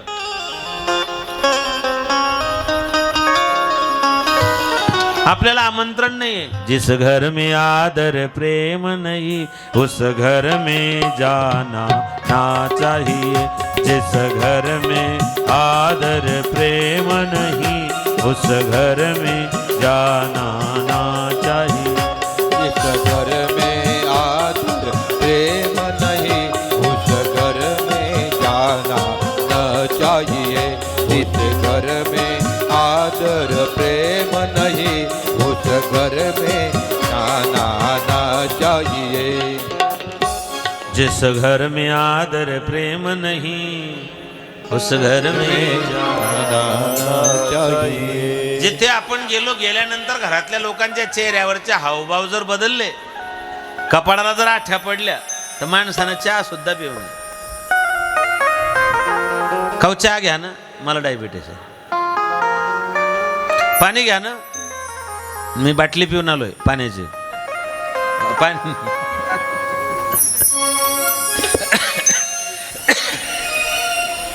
थांबायचं नाही. भगवान थांबले नाही. भगवान कृष्ण गेले होते दुर्योधनाकडे, देव थांबले नाहीत. विदुर काकाच्या घरी जाऊन कन्या खाल्ल्यावर दुर्योधनाच्या घरी थांबले नाहीत भगवान. आदर नाही, प्रेम नाही, जिव्हाळा नाही, आपल्याबद्दल आस्था नाही, तिथे थांबू नये माणसाने. महादेवाने सांगितलं, सती अगं बापानं तुझं आमंत्रण नाही दिलं आपल्याला. सतीने हट्ट धरला, माहेर आहे माझं. जाते ग माहेराला बाई बाई, जाते ग माहेराला बाई बाई, जाते ग माहेराला बाई बाई, जाते ग माहेराला बाई बाई, जाते ग माहेराला बाई बाई, जाते ग माहेराला ग बाई बाई, जाते ग माहेराला बाई बाई, जाते ग माहेराला.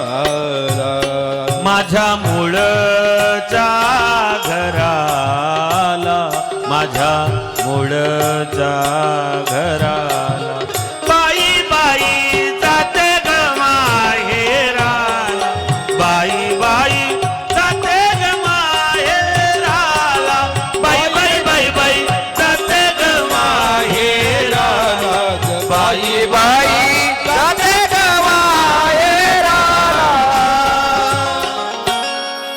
माझ्या मूळच्या घराला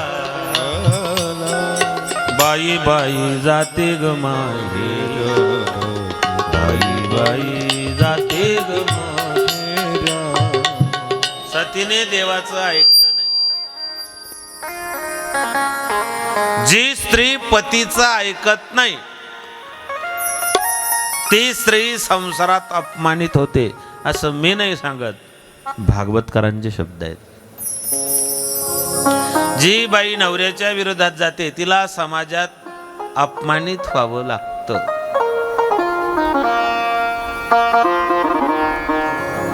तुम्ही विरोधात जात नाही, पण विषय आला म्हणून सांगितलं तुम्हाला, जाऊ नये. मग तुम्ही म्हणा महाराज मालक कसाही वागवत असेल मग विरोधात जाऊ नये का? सन्मार्गात विरोधात जाऊ नये, चुकीचा सल्ला देऊ नये. नवरा जर चुकीच्या मार्गाला जात असेल तुम्ही 100% विरोध केला पाहिजेच. हा तुमचा राईट आहे, अधिकार आहे तुमचा. सत्कर्माला आड जायचं नाही. पण नवरा वाममार्गाला जात असेल, नवरा चुकत असेल, 100% तुम्ही विरोध केलाच पाहिजे.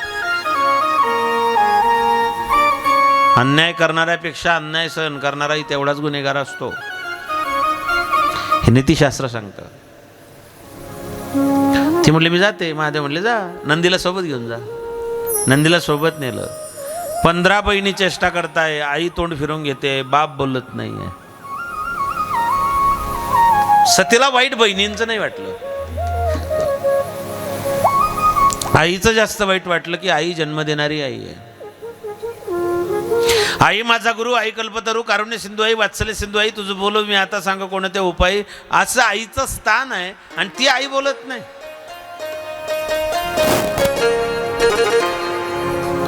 जये लागी संसार तेजी लागे माये, तेने का अबोला धरियला. ज्याच्यासाठी नवऱ्याचा विरोध पत्करला, ज्याच्यासाठी नवऱ्याच्या विरोधात गेली, ज्याच्यासाठी नवऱ्याचं घर सोडून आली, तुमच्यासाठी सगळं सोडून आली, तुम्ही असं वागतायत. सतीला वाईट वाटलं. माझा नवरा महादेव आहे, माझा नवरा आशुतोष आहे, माझा नवरा गंगाधर आहे, माझा नवरा पिनाक पाणी, माझा नवरा पिनाक हस्त आहे, जटाधर आहे. बाकीच्या देवांना ऋषी मुनी जपी तपी संत महंत मानत असतील, पण माझ्या नवऱ्याला भूतप्रेत सुद्धा मानतात. एवढा अधिकार माझ्या नवऱ्याचा आहे. आईनं लेकरासोबत असं वागलं नाही पाहिजे. पुत्र कुपुत्र, मुलगा कुपुत्र होऊ शकतो, आई कधीच कुमाता होत नाही. आजपर्यंत जगात माता कुमाता नाही झाली. आई लेकरासाठी खस्ता खाते, आई लेकरासाठी दुःख सहन करते, आई लेकरासाठी तारुण्य वाया घालवते, जीव धोक्यात घालते. बाळाला जीवदान देताना स्वतःचा जीव धोक्यात घालते. तिला आई म्हणतात. मातृत्व इतकं सोपं नाही.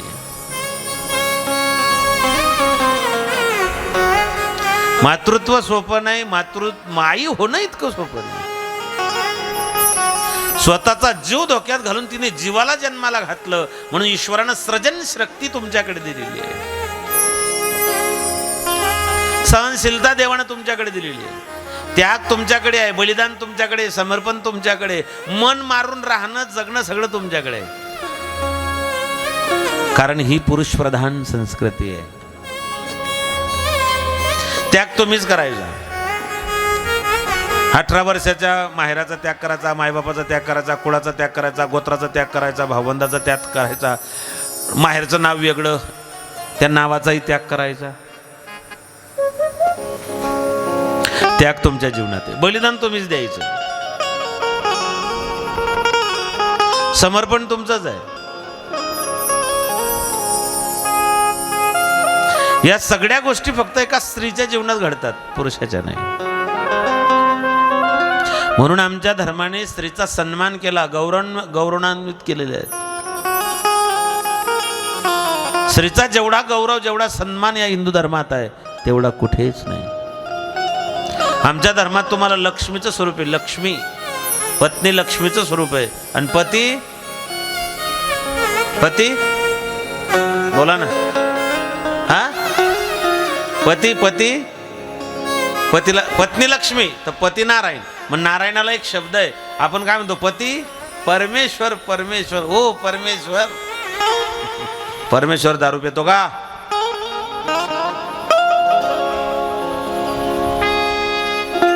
कुठून तुम्हाला परमेश्वर म्हणायचं? परमेश्वर दारू नाही पितो. देवासारखे राहा ना तुम्ही. या जर लक्ष्मी सारख्या, तुम्ही नारायणासारखे राहा ना, तरच तो जोडा शोभिवंत वाटतो.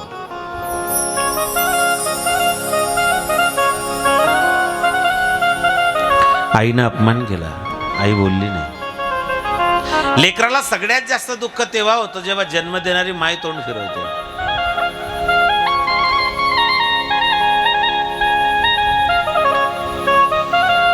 बापानं तर सांगितलं तुला बोलवलंच नव्हतं, आली कशाला? आमंत्रण नव्हतं सती, तुला बोलवलं नव्हतं, मग तू आलीच कशी? तिने सांगितलं बाबा माहेर आहे माझं,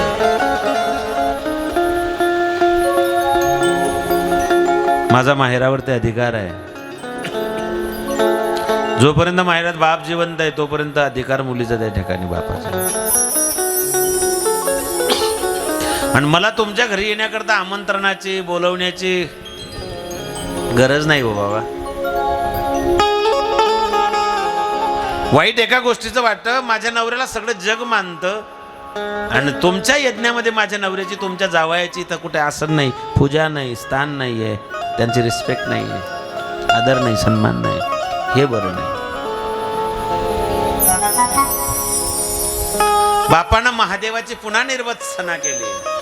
सतीने सांगितलं ते नाही ऐकणार. शेवटी सतीनं यज्ञ कुंडात उडी घेतली, सती संपले. महादेवाला माहिती झालं जटा आपटल्या, वीरभद्र नावाचा गण जन्माला आला. वीरभद्रानं दक्षासोबत लढाई केली, दक्षाचं मुंडकं कापलं, यज्ञात टाकून दिलं. यज्ञ विध्वंस झाला. ब्रह्माजी महादेवाकडे गेले, महादेवाची विनंती केली, महादेवाला स्तुती केली आणि महादेवाला प्रसन्न केलं. भगवान महादेव आपल्या गणांसहित येत आहे. भगवान शंकर माता सती सोबत आपल्या या धर्ममंडपामध्ये येत आहे. महादेवाचं आपण चिंतन करू.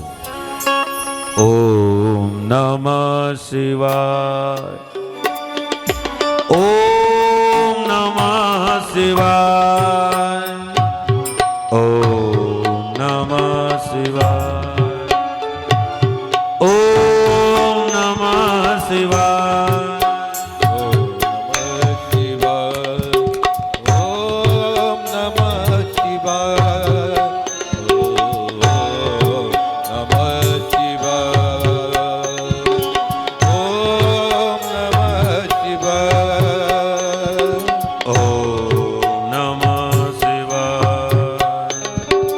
ओम नमः शिवाय, ओम नमः. महादेवा थांबा थोडं,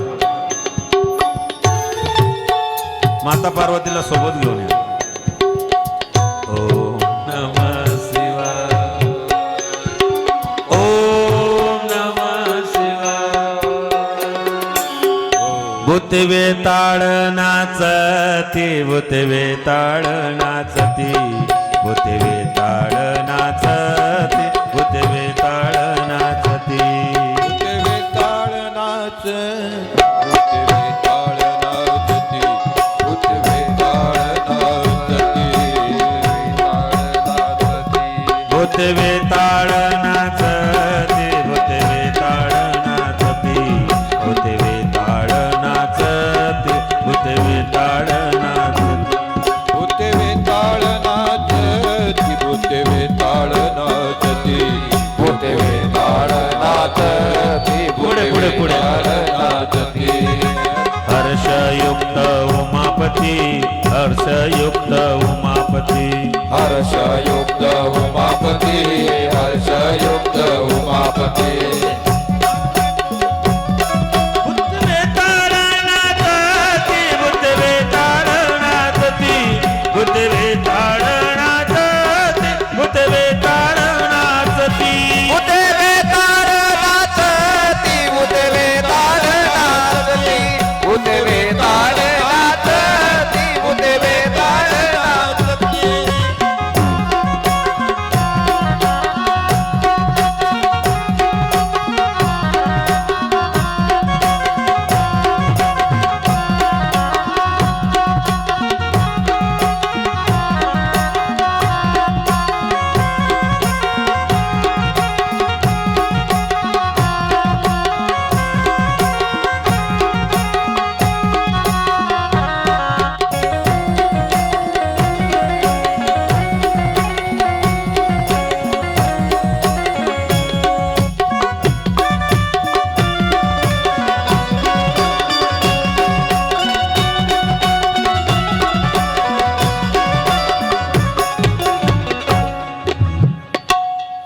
जटेमध्ये गंगा गळवासुकी हार, जटेमध्ये गंगा गळवासुकी हार,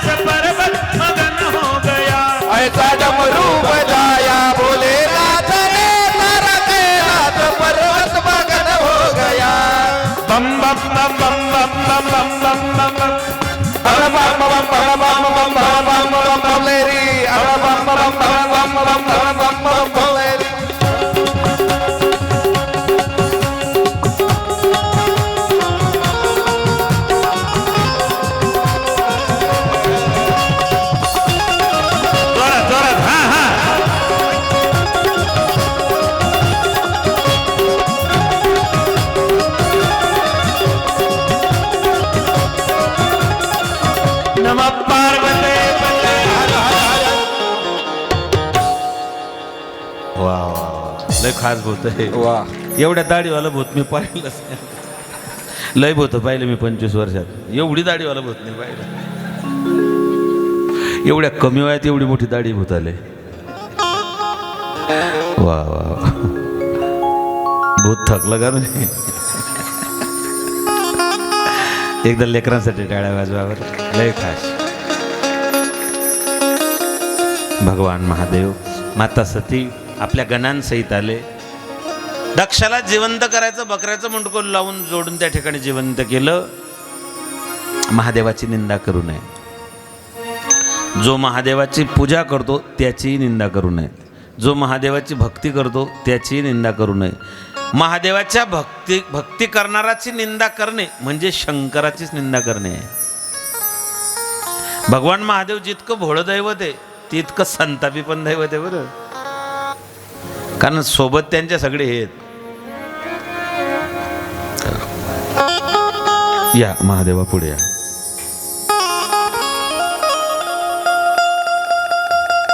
चंद्र तेथे चंद्रिका, शंभू तेथे अंबिका, संत तेथे विवेका. भगवान ज्ञानोबर आहे म्हणतात. चंद्र तेथे चंद्रिका आहे, शंभू तेथे अंबिका आहे. जिथे शिव आहे तिथे शक्ती आहे.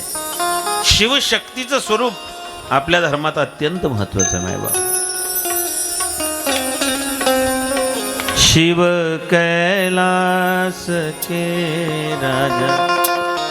कैलासाचे राजा भगवान शंकर आहे. कैलासीचा देव भोळा चक्रवर्ती, पार्वतीचा पती योगीरा. नमः पार्वते पते हर हर महादेव. उमापती महादेव की जय. भगवान शंकर प्रकट झाले. दक्षाचा उद्धार केला. यज्ञ पूर्णत्वाला गेला.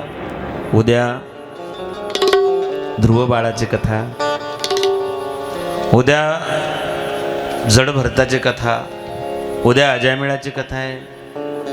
उद्या प्रल्हादाच्या नरसिंह अवतारापर्यंत आपल्याला जायचं. उद्या आपल्याला खांब बनवायचा. एक खांब बनवायचा. खांब तोडायचं आहे.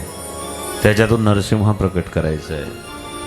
आणि या वर्षीचं आपलं कथेतलं एक सगळ्यात महत्त्वाचं पात्र आहे. रेग्युलर पात्र सगळेच आहे, पण आपल्याला आपल्या कथेत पुतना बनवायची. पुतना आपल्या पुतण्याचं पात्र करायला एक जण तयार झाला. मला येऊन भेटलं संध्याकाळी. महाराज मला पुतना बनायचे. म्हटलं आनंद आहे. शक्यतो पुतना कोणी बनत नाही, पण आपल्याला आपल्या याच्यात पुतना बनवायचे आहे.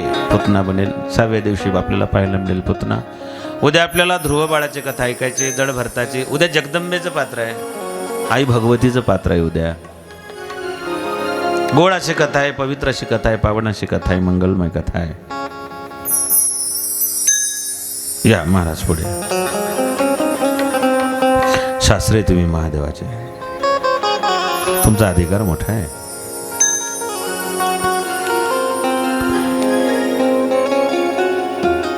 भगवान शंकराची भक्ती, उपासक, उपासना आणि उपास्य.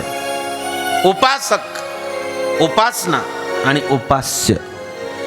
जो भक्ती करतो त्याला उपासक म्हणतात. ज्या प्रकाराची करतो त्याला उपासना म्हणतात.